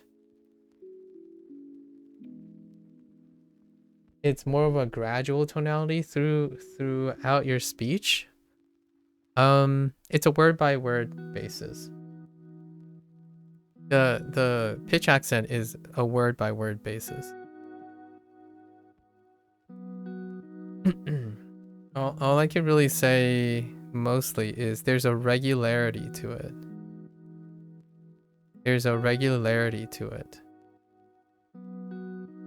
And I don't like, there's some regularity to it. Yeah, because you go up and down all the time. I think the word you use, robotic, is probably how I would say it too. Robotic, but not flat. Just robotic. Very, very robotic. It's like, it's more like a drum line than it is a jazz concert, right? And I think that's what also makes you like the Chinese language more than the Japanese language, in my opinion.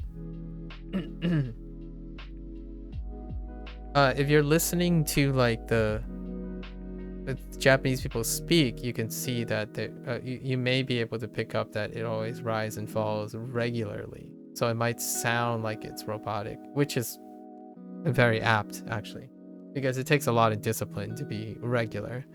Like some people might think going like 1, 2, 3, 4 is easy. Then 1, 2, 3, 4, that kind of thing, right? Because it's irregular. And that's kind of sort of true in terms of musicians, kind of. The perspective here is, if you do this all the time, then it will appear as easy. If you do this all the time, this would be easier. So if you take like a jazz musician and ask them to play consistently, always on the beats for a very long time, it might be perceived as a bit more weirder, but they both of these have tones and whatnot. Yes. Perhaps this is hard for a lot of people to fully comprehend, such as myself, at least first glance, since the tonality shifts in Chinese are extremely pronounced and audible, or easily audible. Oh, agreed. I actually really do agree. I actually think though, also, since you listen to Chinese a lot, I think you can pick it up. The only one that I could really demonstrate I mean, the thing that I could demonstrate is probably just reading a word, like without using kanji, like so. Right, Nihon, Nihon. You could say Nihon, Nihon, or Nihon, Nihon, or Nihon, Nihon. So it might be like in the box. I guess it's like a shorter range, but you can do like Nihon, Nihon, Nihon. Right. So I think maybe it's because it's not as bombastic. Like there's no like highs and too much.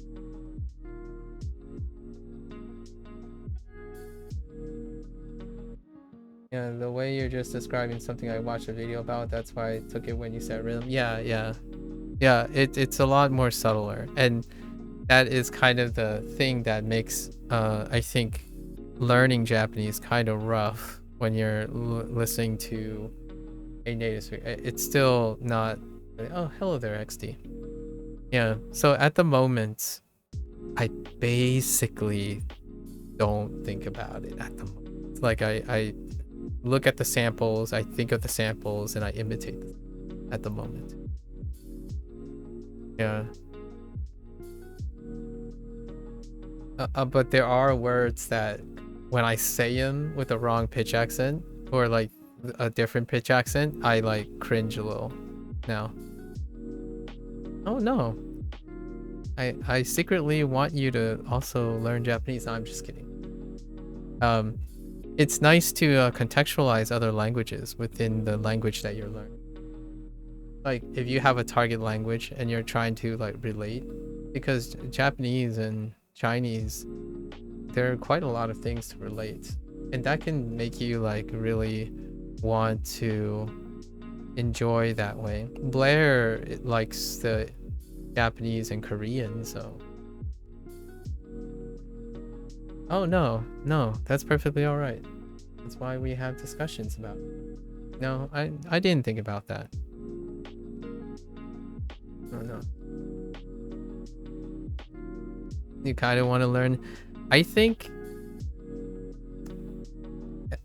this is a personal bias of mine, as I'm coming from Japanese to Chinese. If you can pick up Japanese's pitch accent, then like you said, I think it's a world apart. You become so hypersensitive to Chinese tonality after requiring to pick up a Japanese pitch accent. I think that's one of the kind of the fun things that I see between the more regularity of Japanese pitch accent versus like Chinese tonality. And it's very freeing too.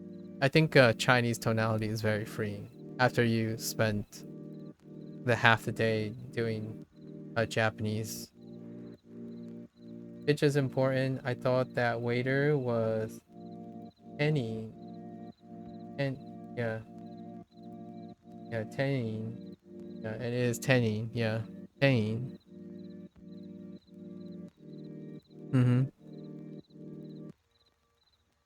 Or Byoin. Byoin is a good one. Byonin is something else, but that's not the same thing. The nin and in are quite. I'm not entirely sure if that's. I'm not confident enough to know if that's more of a sound break than it is a pitch accent. Yeah, thinking about it that way makes you get a nice pitch accent. Thinking of it that way. Yeah, instead of tenin. Yeah, tenin. I don't actually know the correct pitch accent. I'm not sure if it's Nakadaka or Odaka. or atamadaka. So, just guessing. I think a Chinese learner like myself is not used to hearing this more subtle tonality, but the more you say Japanese, I can actually hear it. Yeah, I think in the long run, if you're a person who listens to music like in an active way, like it doesn't even have to be language, but if it's a target language that has shifts in pitches as opposed to stress, you kind of, once you hear it, you can't unhear it, right? Like the one that I remember most vividly from someone saying it is this one. So kurai, right? Kurai. So kurai, kurai,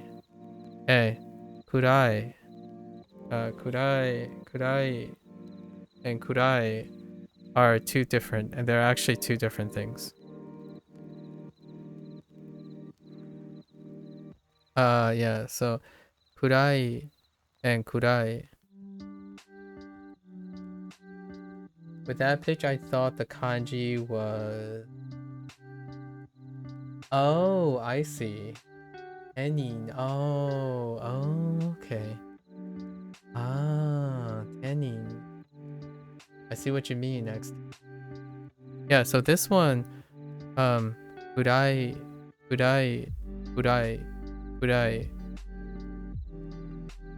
You can even go like kurai,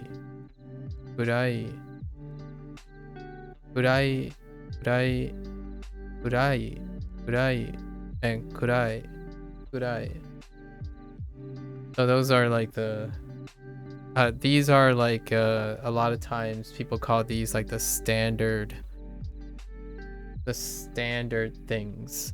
Like you go flat, or it can so Japanese can dip at the first start. So these are generally the beginning of the words. So they always change at the beginning of a word, which is really funny. Or it gives that sense of rhythm. So, and then if it rises, it can drop back down and stay that way. But if it rises up, it can stay risen. If it drops down, it can never rise again within a word. Like within a word. So that's the general structure that I stuck to for the time being. Like I don't know what the pitch accents are. I hear something. If I hear rise, I'll just rise, and then if I hear a drop, I'll try to drop. And then if I hear a drop, I just stay flat after the drop. And that's all I'm doing at the moment. So instead of looking up the pitch accent for everything, I basically practice going up, going down when I hear up and a down, and synchronizing with what I'm hearing with going up and down. From what it seems like, this is kind of similar to tonality shifts in English. So English is interesting. Yeah, English is a stress accent, right? Stress accent. So English has all three. It has all three. It has volume, speed, and pitch. The difference here is all of this doesn't create confusion sometimes, in my opinion. It's not like as rigid. So what I mean by that is Chinese, in my opinion, has a subtle, very subtle volume, regularity in volume. Chinese also has a subtlety in speed, like a really small box, like a small range in volume and speed. And then the tonality is what I still equate to pitch changes. And Japanese have same speed Actually, one of the harder things that I have problems with is keeping the same cadence. So they're like a 4/4. If the metric is if the meter is 4/4, it stays 4/4 no matter what. There's a subtle speeds in like slightly subtle speeds and slurs and stuff in Chinese per like sound, right? Some sounds can sound a lot longer, some can sound a little shorter. You kind of feel it out with the tonality thing. So it's kind of like a combination of these. And then volume can happen sometimes with like, if you're thinking about a 2-tone, maybe like a 3-3-3, sometimes the volume kind of shifts down a little. And in English, all of these things changes without regularity. So it's very hard to determine if there's a regular speed to something or a regular pitch change to something or a volume change. It's a case-by-case basis. So like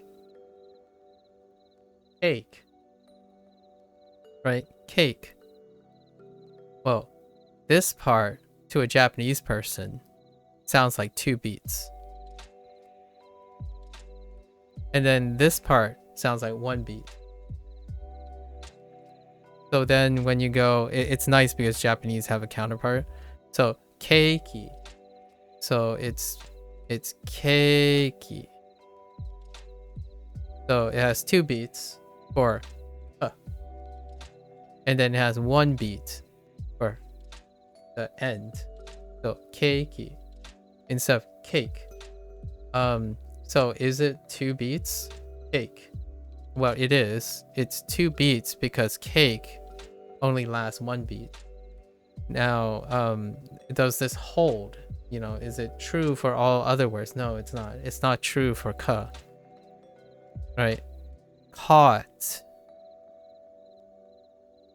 Right? It's still the same ka. But now the one syllable, like if you're trying to break it up, it's ka.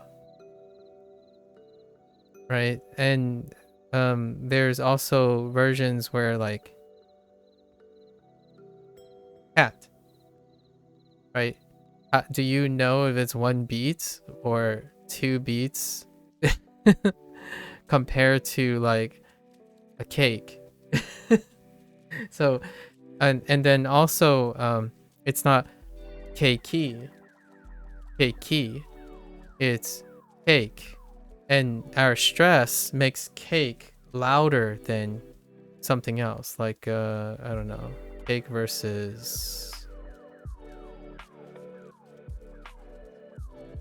what's where ka is not at the beginning.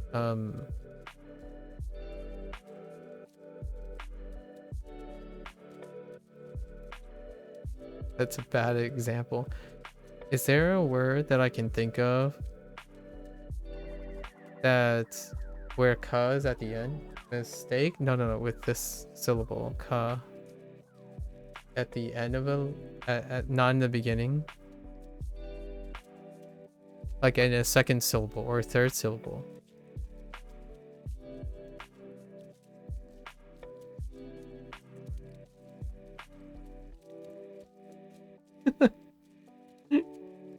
I'm so bad with English now.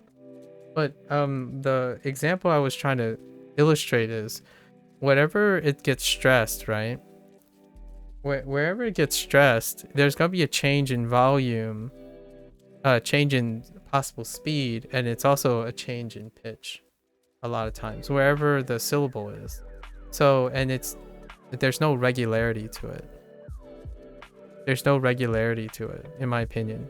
As in like how much volume, how much speed, how much pitch in relation to the syllable. You thought of carcass? Oh no. And the problem with this, the problem with carcass is that this is a different ka sound. Carcass and cake, they're different a sounds. So it's kind of weird. What I'm saying is, I like Chinese in the sense that Chinese feels melodic because it has a cadence to it too. Like 你是 like 你是什么 right 你是什么你是什么 and regardless of the tonality of it, it still occupies a regular speed. Meanwhile, you have the speed of specific words.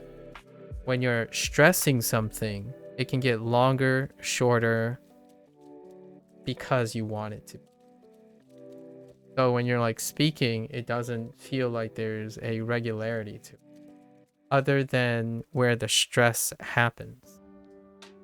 And then that stress is so pronounced that when it's not in the right stress point, you can hear it. But everything else is also regularly changing.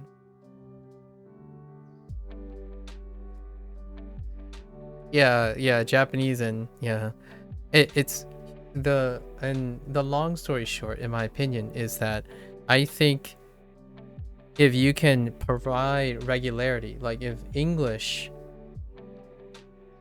you restrict and always talk with the same cadence, right? Like all the syllables have the same one beat at the same time, then you might get closer to Japanese. And then if you want to like restrict it slow enough and then always have a very specific way to go up and down in English, then you might get closer to Chinese. I do feel like English does have similar subtle shifts, but I can't understand that English is very regular though. Yeah. So for example, how can I make English sound more like Japanese first?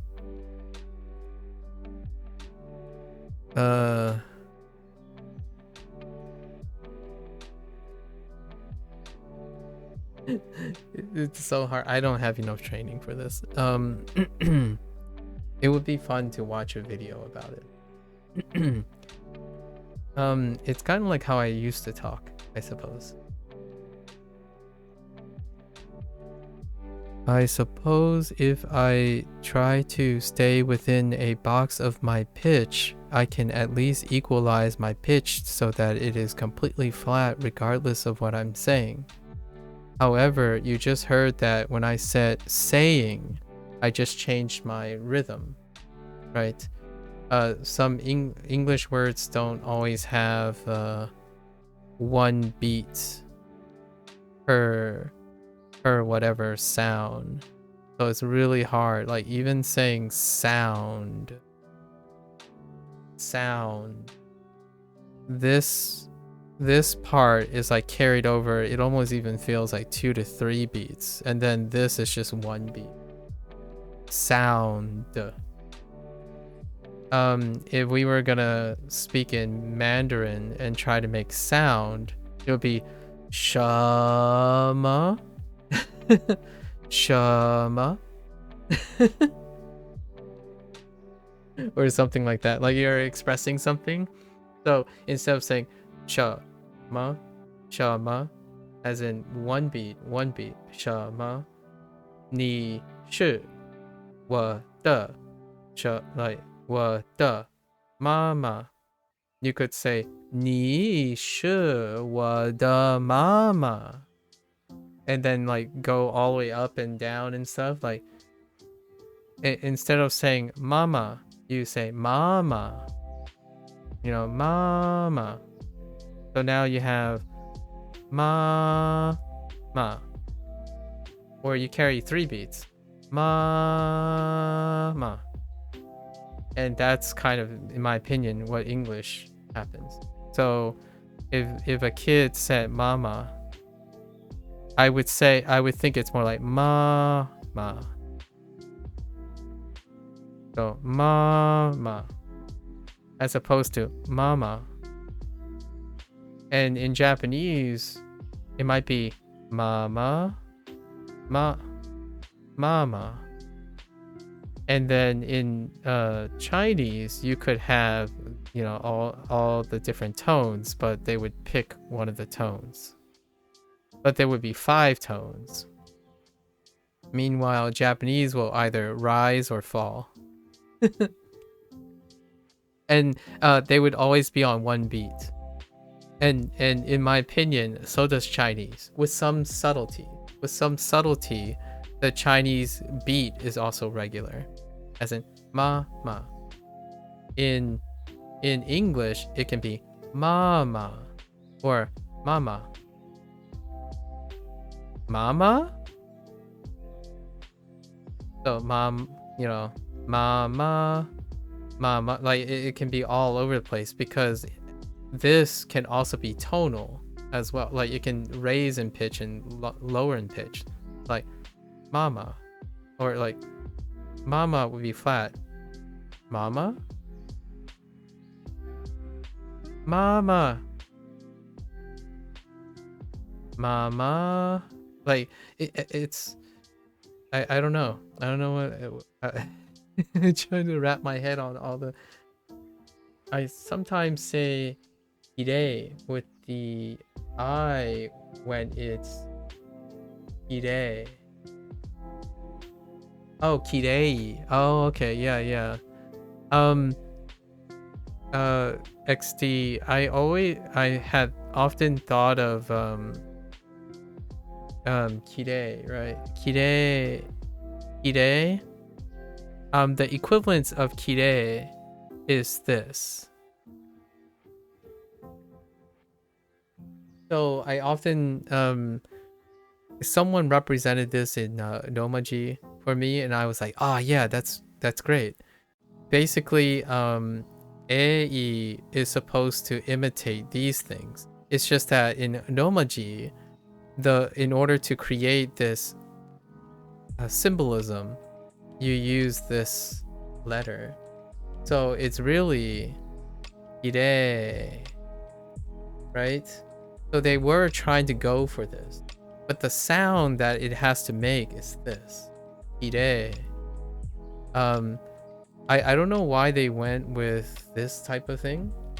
In Duolingo, in the Duolingo section, I guess they still do this kind of thing, but I don't know why they do that.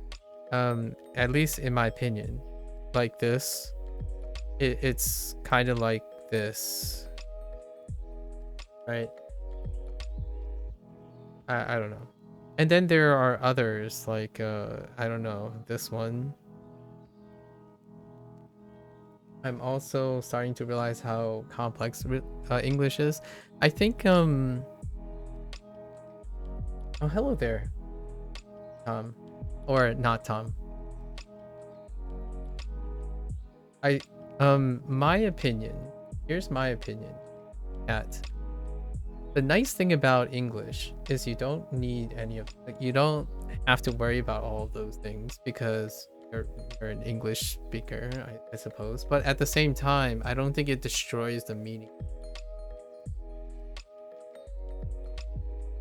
It does, though, destroy the meaning of Japanese and Chinese. And that's kind of where I feel the intuition of English speakers might not meet well with the intuitions of Chinese and Japanese speakers. Like, it is very hard not to be loosey-goosey.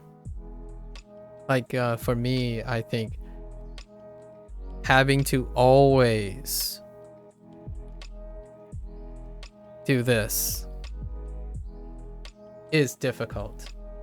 Like, sometimes I speed up, you know, sometimes I speed up more beats, sometimes I'm on beat, sometimes I have 2 beats, sometimes I have 3 beats, and it's very difficult to keep spacing out the same amount of time. And this is like the mora, right? The beat, the thing. Every single thing has a cadence, and you're always playing on a same meter. Like, if your meter is 4/4, it stays 4/4 no matter what you do. In English, all your words change in beats.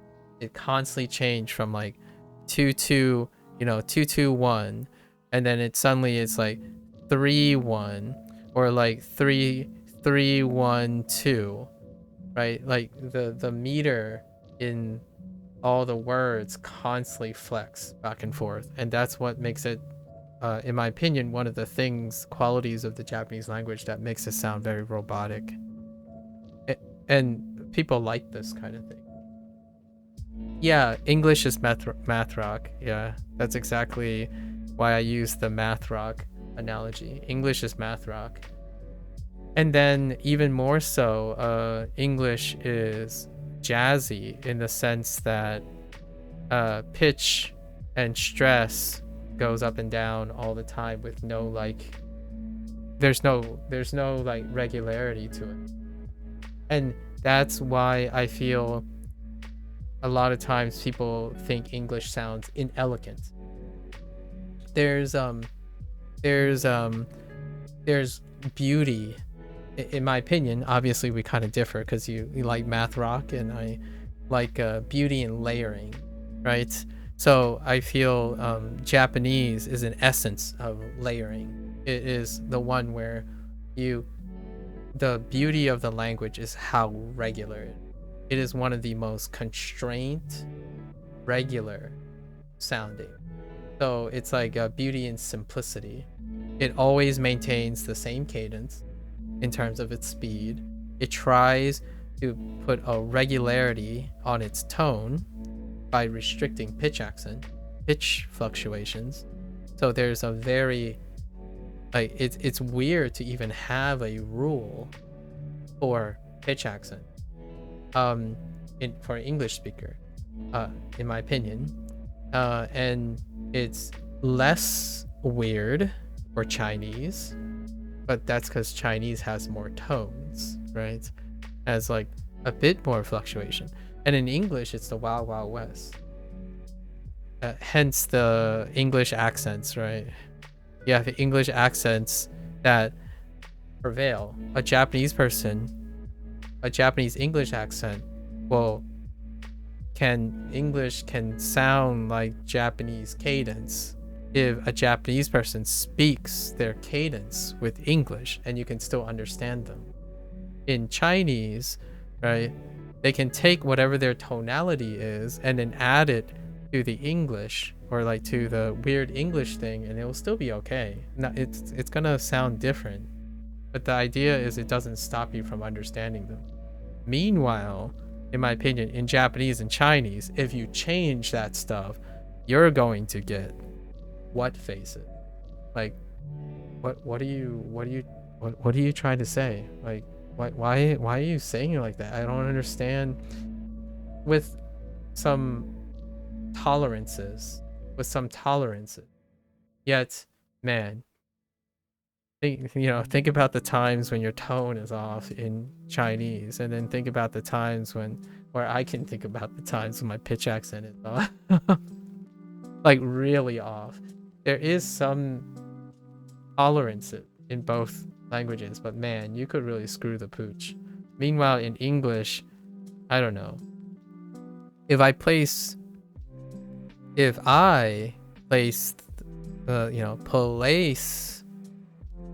the emphasis, on the wrong syllable, it still doesn't prevent you from knowing the word is syllable. Syllable. Or my friends and I make light of that all the time, where you can really mess around with English and you will still communicate. You could change all the accent rules to the third one, and I think people will still look at you weird, but they will still be able to understand you. Like consistency. Yeah, no, consistency. Or you can put two stressors on a word and it will still be okay, right? Sometimes. What is the accent on sometimes? It's on the first syllable, right? Sometimes. Say, I need to read one of your sentences. So, I'm also starting to realize how complex English really is. It won't stop anyone from understanding it. And like I've added a couple of speed ups, speed downs, and volume change. I'm gonna say like, I'm also starting to realize how complex English really is, or it really is, and you still will continue to understand the sentence, which I think that's kind of why English is, or kind of the reason why English is messy. Like, I don't, even saying that sounds really weird, but you can probably still understand it to some extent. I always wanted to hear someone speak English, but never learn, like deliberately never learned the stress accent. You know what I mean? Like, I always wanted to hear Japanese without an attempt to learn anything about the stress accent. So like, learn English in a void. Just give like, I don't know, maybe give the written form of English, and then just, I don't know how you would even achieve that, because I honestly think that English would sound so different, but it would also still be okay. I don't think you can possibly, well, you can in Japanese, I suppose, to some extent. I'm not sure if you can get away with in Chinese. I don't know. It's a really good point. I like those points. It makes me think. I think about this every day, all day, every single day since I started learning Japanese and Chinese. Like, this stuff, I could talk about it for days. Like, even if I'm not right, I'm just shooting and like blowing smoke everywhere. That's the whole idea. Like, it seems like it's bottomless. There's so many things to notice. If you're actively engaged in trying to tease apart language and stuff, I can see why people are so upset. Like, there are people who are obsessed with natural languages, and even conlangs for that matter, if you are bold enough to make your own language. But it's wild. Language learning is very nuanced, and it's always nice to just become a Redditor and talk about it for hours. Yeah, and let's not forget, natural languages involve the creative process, right?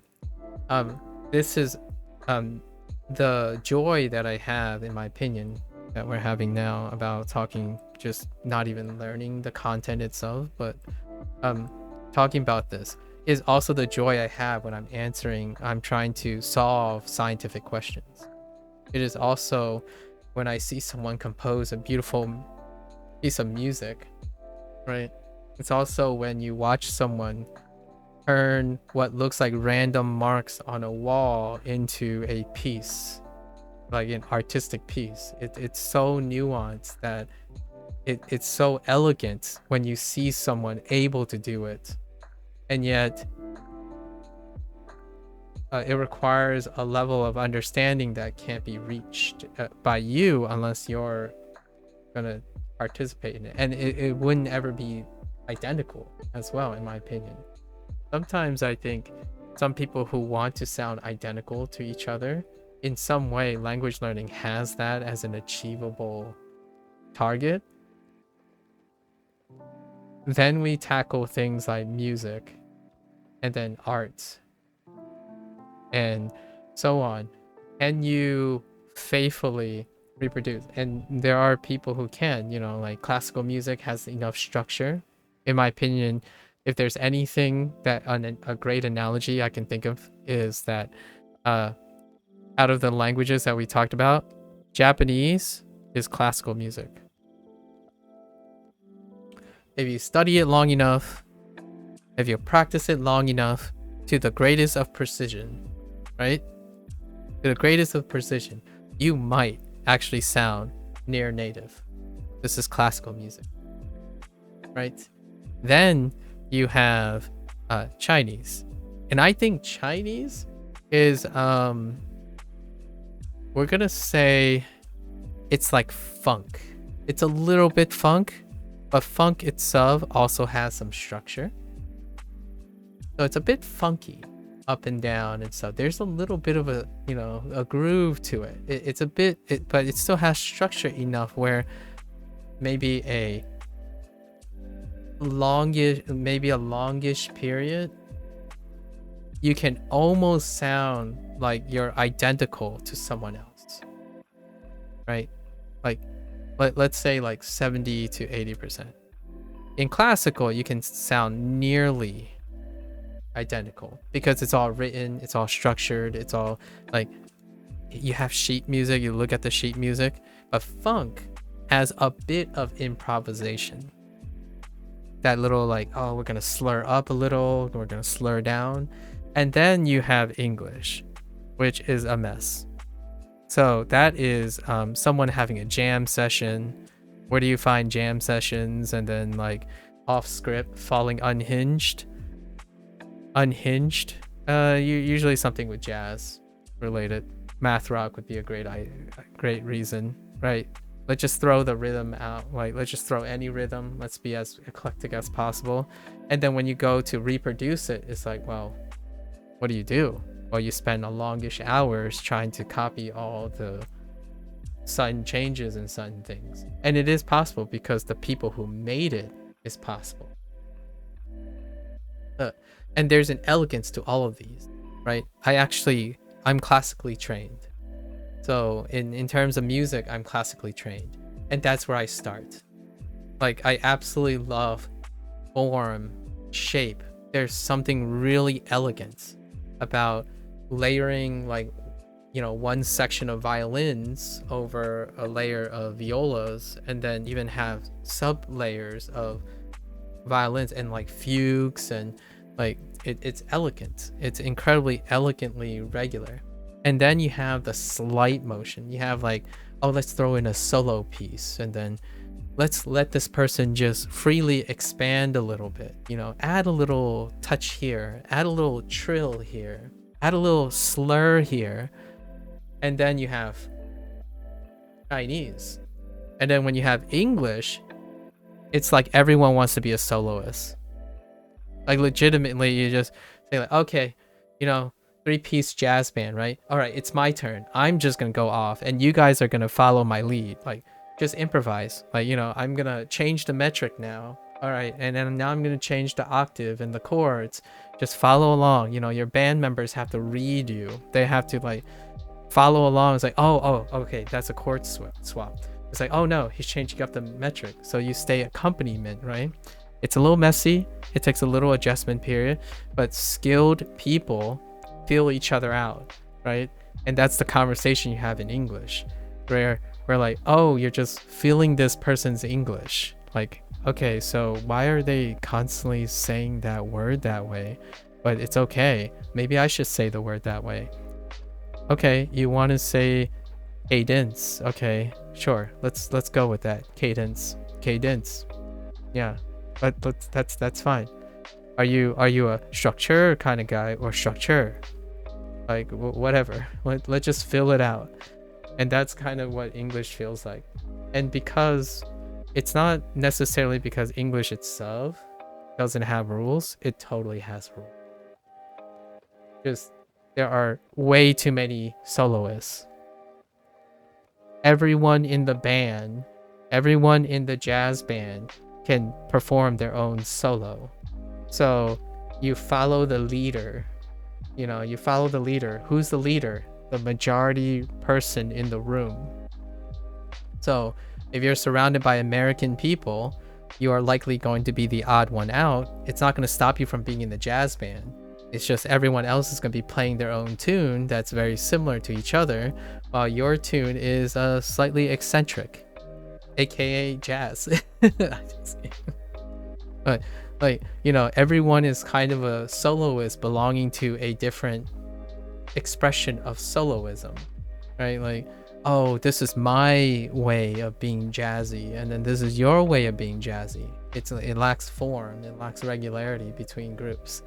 Meanwhile, in Japan, if you're going to play Beethoven and you're going to play Mozart, you better be ready with some high levels of foundation, right?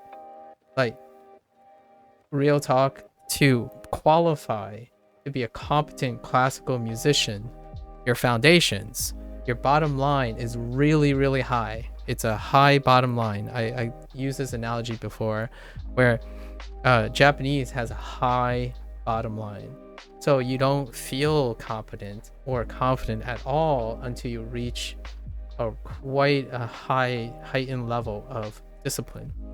In Chinese, it's like, all right, it's a bit lower. At the same time, like, oh yeah, but the nice fluctuation between your competence, it gives a little tolerant of flavor to the Chinese language. Like, oh, okay. Oh, I see where you're going with that. You kind of went down a little, but I still understand what you're saying. And it's not off-putting.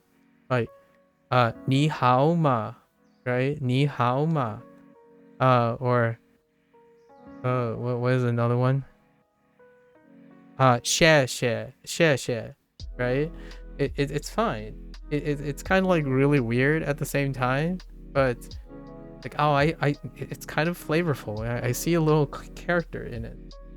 And the system that Chinese have kind of leads to that kind of flavor. It's like, oh yeah, your tone is you kind of went off a little off script, but come back, narrow in your tone again, kind of thing. And all I imagine in English is, if you put too many people who speak English, like, it's kind of like a jazz disaster.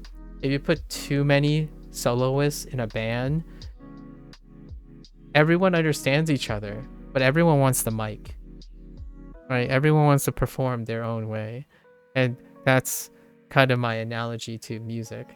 And language is music too. I at least in my opinion. When I hear people speak, if I don't understand the language, then it's music. It's sounds. It's a mix of sounds with meaning. When someone's angry at you, if you understand the tone, like the way the sounds line up in an expression of anger, you can still elicit and interpret anger even without knowing the context of the language. Sometimes maybe not so much. It's still more than nothing, right? And that's kind of my really, really improvisational analogy to music. So it's pretty comical. I mean, it's pretty coincidental that you like math rock, because math rock has structure and they play with structure. So like the elegance about, in my opinion, about math rock is that they still obey rules, so meters, right? Oh man, they still play with meters. Like, the discipline is that you understand how to shift meters constantly. So that, to me, is very Chinese. And I'm not surprised that there's a scene for math rock in Chinese. Like, different meters can be akin to different tones. So, oh, let's switch the tone of this music now. But they execute it. Like, it has to be a very specific meter. Right? Very specific meter. Like, oh, okay, we're going to switch to 3/8 now. And then we're going to switch back to 4/4. Then we're going to switch back to like 3/4 or something. Right? Like, back and forth.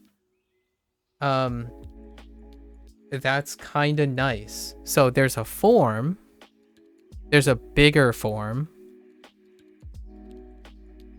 that is going back and forth. It's constantly changing the meter, the feel and the rhythm is changing, but within each one, it's executed with precision, with enough precision.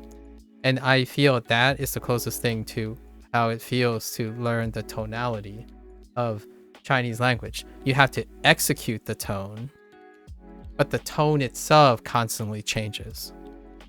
So like across the sentence, you constantly have to worry about all the tones.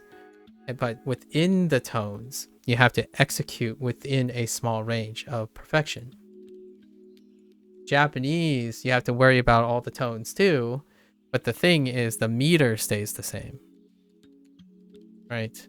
Now you're worried about whether you're worried about an element within in compared to an element that stays constant. And that's really elegant in the sense that, okay, so how many things we can make in the 4/4? My closest thing about I can think about is like saying, oh, let's so you can swap the pitch up and down, right? You can swap the pitch up and down, but as long as the meter stays the same, 1, 2, 3, 4, it sounds great. You can even double it if you want. So that's what they did to accommodate English, where you can also do it in 8. I forgot how the meter works, but 8/4 or something, or like it's in 4/4, but then they just double each one. So if it's 1, 2, 3, 4, you can do 1, 2, 3, 4, 1, 2, 3, 4, right? But it's even, it's regular, it's always constantly like, you know, half notes, quarter notes, right? 1, 2, 3, 4, 1, 2, 3, 4, 1, 2, 3, 4. But there's a regularity to it. And that, in my opinion, is why I like going between Chinese, Japanese, and English. You have, like, in my opinion, a full spectrum. You get to flex in different ways. Like, and I don't mean by flex as in bragging. I mean like flex your muscles, flex your vocals and whatnot. You get to mess around with, wow, English, there's a lot of mess, there's not a lot of discipline. You definitely do all of these things though. In English you do all of these things, but it's undisciplined. And what I mean by undisciplined is it's not that discipline is not required. You don't need to remember those things, you intuit them, like a jazz musician intuiting their improvised solo.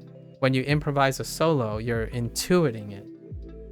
So you just go willy-nilly, and that's how you learn English. It's kind of unfortunate and fortunate at the same time. You willy-nilly learn English by listening to other people learn English, or like listen to whoever's around you. It's kind of ironic in the sense that English speakers have this fear of interacting with other people. Meanwhile, they're learning target languages where there's a regularity to it.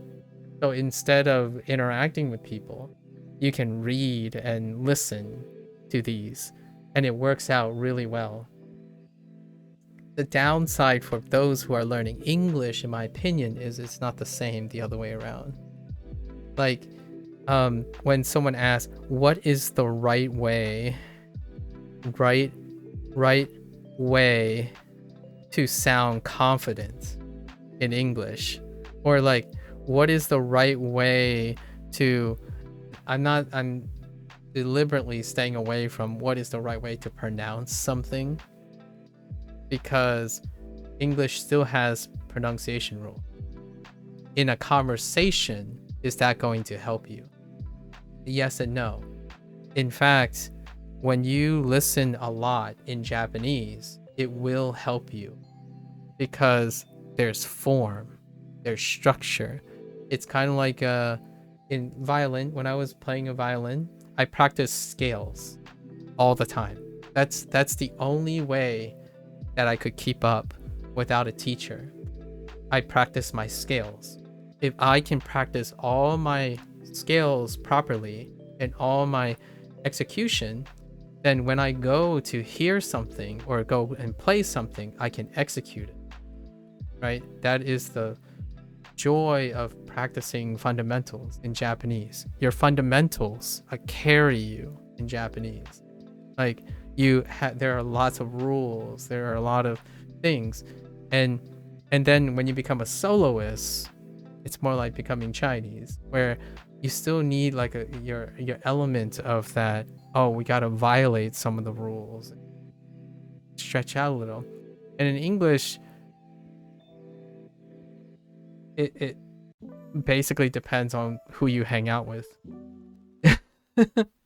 Like, what I mean is, if you study English, and this is why my parents struggle, in my opinion, the root of my parents' struggle. My parents, when they started learning English, they thought that just learning, like memorizing words, like memorizing pronunciation rules and stuff, will help them be ready to listen and respond to other people. Right? The downside is, when you're listening for a very specific thing, how many are you going to remember? Right? How many pronunciation rules are there in English? I don't know the answer to that, but I know it's probably greater than Japanese and Chinese. The reason why that is a reasonable conclusion is largely due to the idea that in English, even though there are homonyms and like all that other stuff that show that there's like rigidity in the language, Japanese and Chinese has more. They have more of them. More rules, more rigidity means that you're going to have a lot of regularity that gets reused all the time, like, because everyone has to remember all the rules. They have to be very, very aware of it. I don't think in English, when you go out, like if you ask a Chinese person, it's like, oh, how did you learn Chinese? Use English, learn English that way. I'm like, I tell my parents I just don't do that. It's very, very disproportionately unrewarding to learn English based on its pronunciation rules, or based on how to, basically based on how to speak, right? Like, you read something, it's like, oh, it's pronounced cake. It's not pronounced cake. It's not pronounced cake. So the problem with that is, if you're gonna hear cake and Kate, Kate, or cat, like, which one is it, right? And then are you gonna get it mixed up with cake? So the problem with that is, I don't think it's worth the thing is, like, it's trying to remember jazz. Try to remember a jazz piece. You can still do it with great training. There are really good English speakers out there. I think there are like really pitch perfect people, you know, but I'm talking about the average person. If you told someone, hey, in order to understand English is you go to a jazz thing and then you remember the jazz piece. Are you insane? Like, what? Now, if you go to a Japanese concert, okay, this is where classical kind of fails a little bit, but we're comparing classical with jazz anyways. So classical, you might be able to pick up segments that obey rules, like, oh yeah, dun dun dun dun. It's also like pop scene kind of things. You will have a chorus, you know, you will have something that is regular. It can be picked up. It occurs enough that is iconic, right? There's something regular about it. Everyone's playing on the downbeat here. Everyone's playing on the upbeat. Everyone's crescendoing here. You know, everyone's getting louder here. Everyone's getting quieter here. Meanwhile, you're in the jazz, like, what do you think the person's gonna do next? I don't know. Like, oh yeah, they're They're totally building up right here. It's building up. It's building up. It's like no, wait, no. That person decided to not do that because they're just feeling the music. So in a really weird way, like that's kind of English. You have to feel the language. Just go out there, mess around, say the wrong English words, like that's how it is. And it's a reflection, and in the end, in my opinion, it's a reflection of the culture. China is kind of in between Japan and the United States in this case, in like English in this case. And English is just a mess. Like if you go to the United States, like you're looking at the elements, like how disciplined is everyone? Is everyone on the same page? No. Meanwhile, you look at Japan and it's like, I think it's safe to say 90% plus of the people are on the same page. So it's a it's a great reflection of the culture as well, the way the natural language has been developing. And also there are pros and cons to how tolerant it is. You see what I mean? Like if you spend most of your time, in my opinion, psychologically, say, if you spend most of your time native speaking a language that is consistently messy, consistently confusing, and consistently have different users who violate rules and do something with it, then that is normal. It is almost conditioned to feel like it's acceptable. And then suddenly you decide, hey, I speak this language that is socially normal to have so much flexibility, and I'm going to pick two incredibly rigider languages to learn. Now, that to me is a cultural perspective and a psychological approach to, in my opinion, why when people talk about the perceived difficulty of a language, English people, the top three includes Japan and Chinese, or Japanese and Chinese. You have to discipline yourself to take the things that you already do in the English language and restrict it. Like, no, you can't willy-nilly change your tone all the time during the middle of a sentence.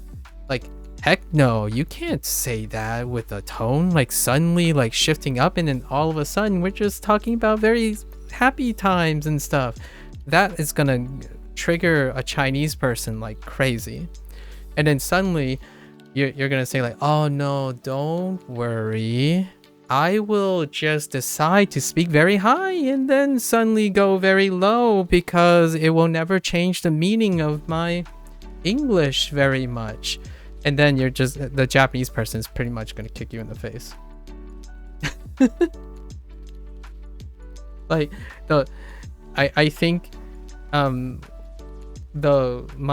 favorite part is, the first time I tried to say some Japanese words, like way back when I was younger, I was saying it so that the mora was not the same. I didn't understand beats yet. So I said things like "gomenasai," right? "Gomenasai," and that's 3 different meters.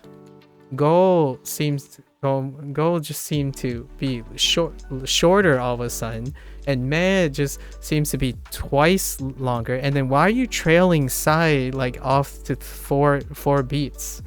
Like, I don't know, because that's what English does. That English doesn't require you to have to always talk with synchrony in every single syllable so that it can always stay on beat with one little beat, right? Then you will sound like you're tapping on a drum every time you're saying the things. You know, itadakimasu, itadakimasu, itadakimasu. Sorry, I think I should stop doing that because Japanese people are gonna get angry. it's like really triggering, even to me sometimes when I hear the morta change, where someone would say like onegai shimasu instead of onegai shimasu. So onegai shimasu, right? And you pick the meter, but the meter has to stay the same. It has to be interspersed. And I still don't think I did it properly. I think parts of onegai shimasu was faster. Like some parts of it was faster, some parts of it slightly slower. And then in Chinese, you just change your pitch all the time, and then you're probably gonna alienate someone. Like ni hao ma, or ni chura ma. where like the tone just goes up and down all the time, like unnecessarily, and that's English, in my opinion. I can imagine how painful that can sound for native. Yeah.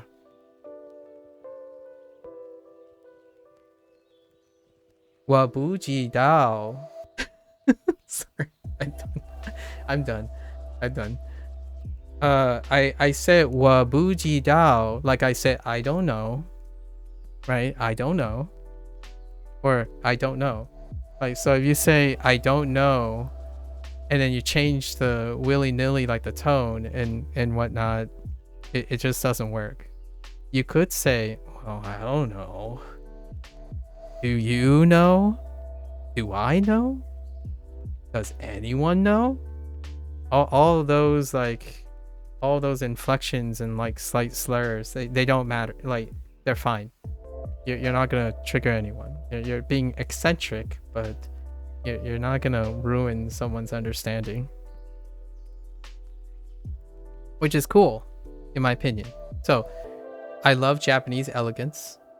I love that Chinese is doing their own thing, and in English, largely the reason why someone doesn't sound like someone else is because they probably don't even want to be. Gonna be real. When was the last time you heard someone say, oh yeah, you sound like X? It's like, oh well, I don't think so. Let's go check. Like, a lot of times, like, oh yeah, we speak the same language. But the last time I think of things is like, do you really want to sound exactly like another person? Sometimes that's kind of boring, right? It's kind of basic. So in English, it's almost like you don't want to sound like someone else all of a sudden. And I don't mean this by accents. I'm talking about like, oh, you're from the Northeast. I'm from the Northeast.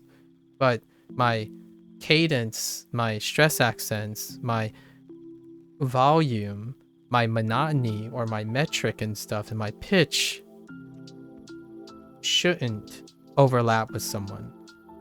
It's the nuance of English is to not sound identical to someone, right? Like, if I gave a presentation and I sound like every other presenter, it's not going to be interesting, in my opinion. It's rarely interesting if you end up sounding like the 10 guys before you. You know, like you go to give a presentation, like, oh, here's another one. They're probably gonna just speak like a robot. It's like, ladies and gentlemen, may I have your attention? Today, I will be giving a seminar on the intricacies of retroviral integration. First, you have the cellular host, and this virus will find the cell surface factors in which they will then initiate an event called endocytosis, and so on and so on. And then the next person comes on and sounds exactly in the box with the same cadence, with the same execution, and that no longer is interesting, at least in my opinion. I'm a little stickler for taking advantage of what English can do. In Japanese, I want to take advantage of that too. In Chinese, I do too. So when I'm speaking Japanese, I'm trying my best to be to use the system in its elegance. And then in Chinese, I'm paying a lot of attention to the things that make Chinese Chinese. So in Japanese, I focus a lot on making sure, oh yeah, okay, conjugations, got to make sure it's close enough to pitch accent. Like it has to be arranged in a certain way. Like we got to be like that, right? It's good to know these things. We need these nuances. And in Chinese, it's like, is my tone on? Is my tone off? Okay, so there's this tone here and that tone there. And in English, it's like, how do I sound different? Like all of a sudden when you go back to English, it's like, okay, so how do I swap it up a little? When do I speak faster all of a sudden? And then when do I slow down my sentences so that I can develop a new meaning for it? Or perhaps I should randomly, willy-nilly put in a pause in between words. Like, do you understand what I'm trying to say? Right? If you do that in Japanese, you could accidentally put in pauses all over the place that will change the meaning of Japanese. Like pausing randomly in like any sounds and stuff can change the meaning of the word because they're literally counted, right? Like what's a good example? My favorite is probably, well, a good example would be like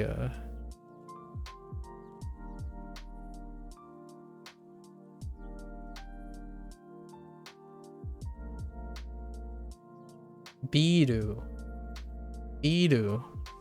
Here's an example. Biru and biru. One means building and one is beer. So I don't know about you, but if you go into a bar and order a biru, nani?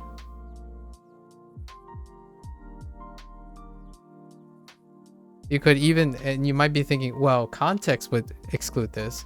What if you're asking, where is the beer, right? Or where is the beer?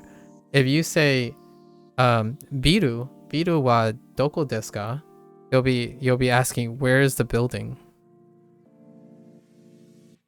And then if you say, biru wa doko desu ka? Like say you're going to the super, right? You're in a supermarket. Super, right? And you ask the person like, where's the beer? Like, oh. Yeah, it happens a lot. And it's also true for pauses, right? This is a hold. A pause is like do I have a good example of a pause? Oh, here's one with Japanese stuff.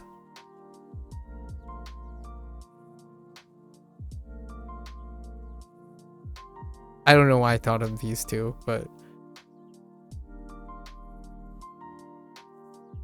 so these are actually Japanese words. So kita versus kita. This is north, kita, and it could be more than just north. The only word that I know right now is north, but it can be probably tons of other things.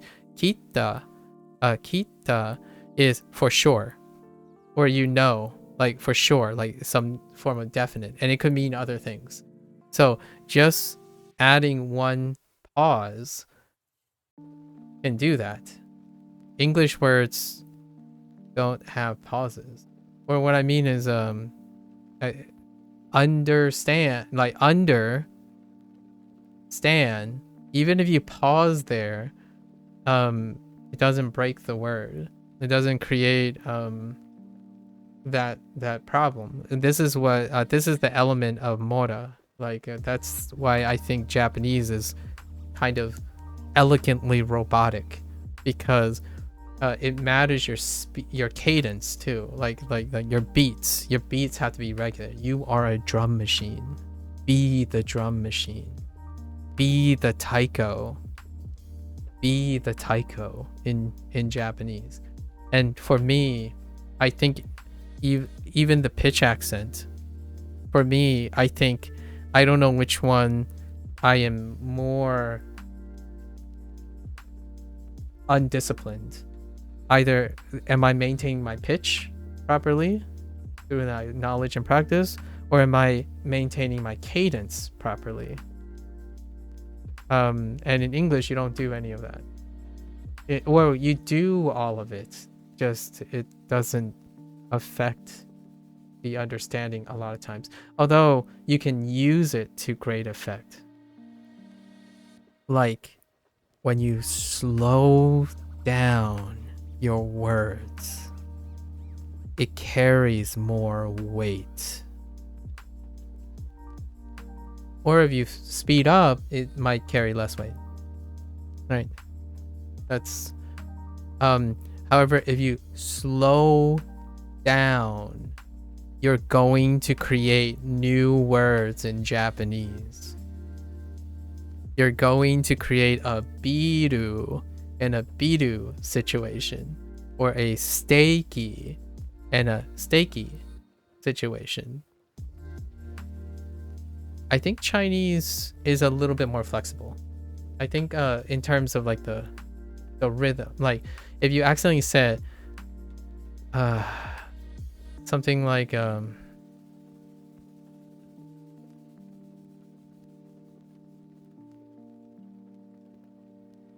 if you extend something, I'm trying to think of an example, but maybe it's not that great. Well, we'll stop talking about this for now, but man, sorry, I got carried away. Sorry guys. We're still talking about Chinese and Japanese. Relevant, completely relevant. I demand relevancy. This is kind of like the equivalence of using the wrong tone for a word in Chinese. Yeah. So in Chinese, that's what I mean by Chinese is subtly more tolerant of speed. You see what I mean? Like if you accidentally slightly change the speed mid-sentence, or like somewhere along the line, it's still kind of okay. You're just taking your time. Like it kind of ebbs and flows a little bit. So ebb and flows a little bit when it comes to speed. So it's even Chinese is a little bit more flexible. Like 你说什么 你说什么 not, or 你说什么 right? If you get the tones, even if there's a sudden pause, like 你说什么 you won't accidentally trigger another word, as long as like it's a little bit more flexy in that case. So you're not like breaking the meter or breaking the bank all of a sudden. Like 这是什么叫 or something, like you're pausing, but the word, like if you get a lot of the tones, you're pretty nice. You're still okay. Sometimes in Japanese, you have to worry about where you're pausing. You like there are places in the Japanese sentence that you can kind of pause and you're like thinking, but if you pause in an inauspicious place, it might not be so great. It's still true for Chinese for sure, and it's definitely less true for English. Like it's fine, or it's fine, I guess, if you, not to take it lightly, but if someone stuttered and anyways, you don't have, it won't, you still can understand the person even if they like just suddenly all of a sudden like repeat and add words and, you know, stutter and stuff. I think if someone stuttered and whatnot and don't map out their thing, it can be very, very hard to understand. Because you might actually say different words, like heckin atata. I always refer to this word here. Atata, whatever. Atata. It's like atata kata nakata. Sorry. I have a thing against sounding like a machine gun. Atata. Wait, what is it? Atata ka nakata. Atata ka nakata.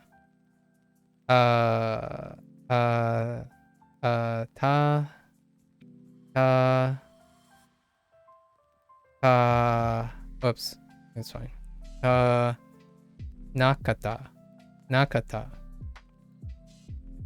I still kind of avoid saying this, but I'm working on it. Wait. Yes. Yeah. So there's a pause here. And then meanwhile, you're saying like tata, like ta, ka, na, ka. Pause. Atata ka nakata. Yes. That. Although, you know, and then Chinese has their one, right? She, she, she, she,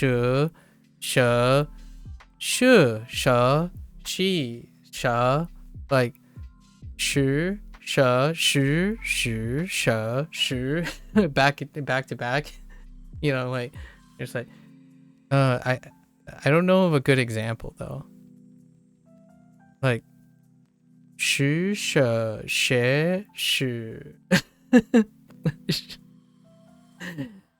there's probably good examples of it, and someone probably has a good example. OMG, I thought I was the only one who noticed the shi, shi, shi. Yes. And that doesn't happen in English either. I mean, you might be able to say like she sells seashells by the seashore, right? By the seashore. But come on, like you don't have to say, you know, she sells seashells by the seashore. Like you don't really need to. When is that ever gonna come up? Sometimes it does, but yeah.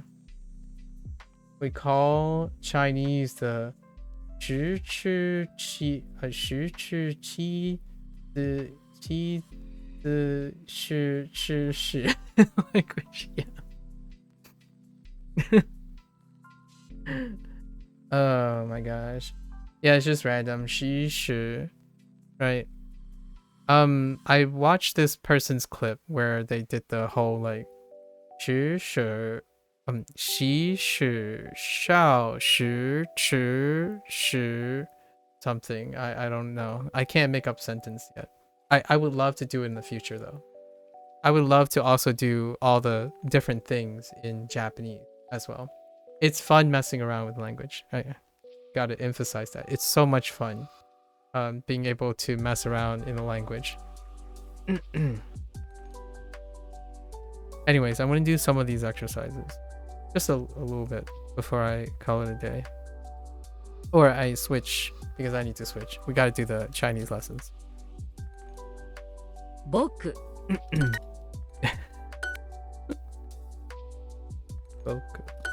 僕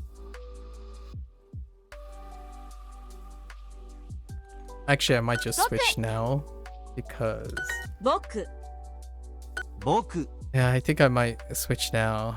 because I need to do quite a bit in Boku. Chinese 僕 today. I need to learn how to write. Oh no, but I need to learn how to write all of these too. 僕僕 Oops. 僕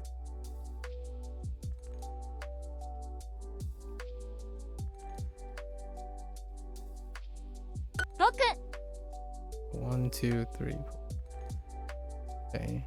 And then these, the third. Alright, we're just gonna switch today. We're gonna switch today. Tomorrow, we're gonna blitz through the Japanese really weird unit.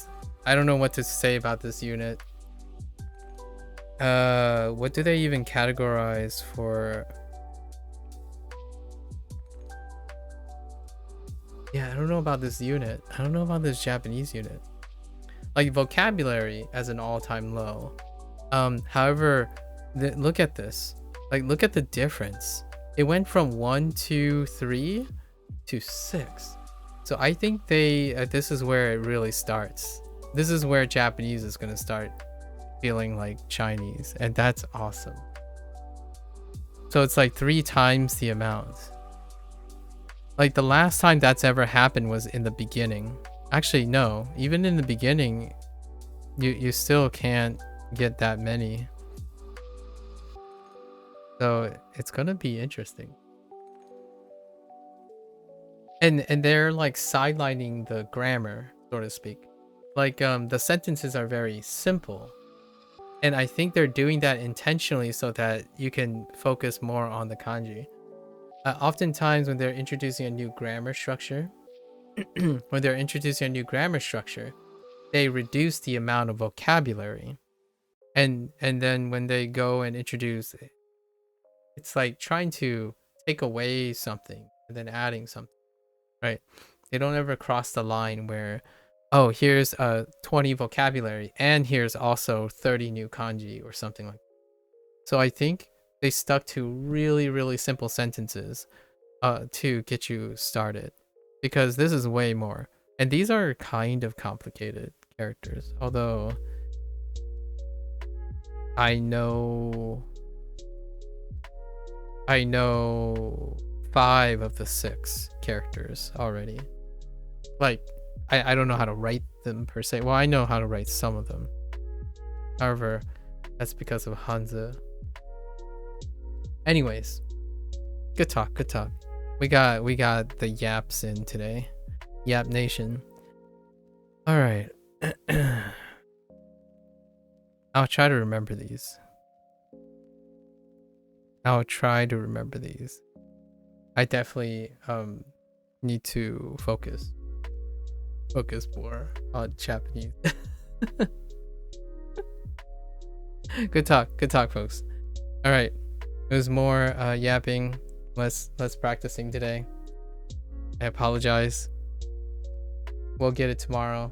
I actually learned, technically I learned another 12 kanji because Shashinko, right? I think Duolingo Japanese is kind of falling a little bit behind. However, Shashinko, we're on average learning 12 kanji. So what are we at now? We're like up to 25 kanji on top of this. So we'll see how that works out. The conversation was just too delightful to pass up. So I'm going to switch gears. Hopefully it wasn't, I hope it was entertaining. I think whoever is learning Japanese and Chinese, who happens to be an English speaker, definitely join in the fun, because I would love to hear what their analogies are, like what their perspectives are when it comes to talking about these things. You can't have fun talking about things without actually celebrating and, you know, teasing apart things that you don't otherwise have an opportunity to. And talking about how you feel about language is a fantastic way to either vent or enjoy the experience. You know, not every day has to be about getting, quote unquote, getting your work done in the same way. Sometimes these discussions are what I look forward to. It inspires me to, and this is as a take-home message, I suppose, get involved with the language. Sometimes taking a break from farming vocabulary, farming kanji, and forming like memories and associations with things that you love. That's where I find it's an endless source of energy. Like, I can't wait to notice more things in Japanese. I might be completely wrong right now. Like, some people are like, oh yeah, but you have the wrong impressions. Like, that's fine. Just like you, when you mentioned Kate, I don't ever think about that. You weren't being arrogant or anything like that. The idea is that we are all in different places, and having these discussions are the fun part. Like, you in the future might reflect on it differently, and I in the future might reflect on how ignorant and arrogant I was with my like analogies and stuff. We could laugh about it in the future. Like, oh man, did you remember that one time when we thought English was more like math rock, and then we discovered, I don't know, insert a random South African language. It's like, now that is math rock, or something like that, right? You can only one can only smile and enjoy the experience when it presents itself, be a little shameless in the sense of as respectfully shameless as possible, but bask in one's ignorance while encouraging one's ignorance as a motivation for exploration and inquisition, right? Or being inquisitive in some way. The reason why I talk about these things all the time is because I'm naturally curious about what I'm going to discover next. Like, I'm actively learning a language so I can do this more often. I want to learn Japanese and Chinese so I can have these discussions. I want to make more analogies and more parallelisms and comparing and contrast. That's what learning things is about, in my opinion. You accept them into yourself, right? Otherwise, it's kind of like a tool that you have no relations with, or like a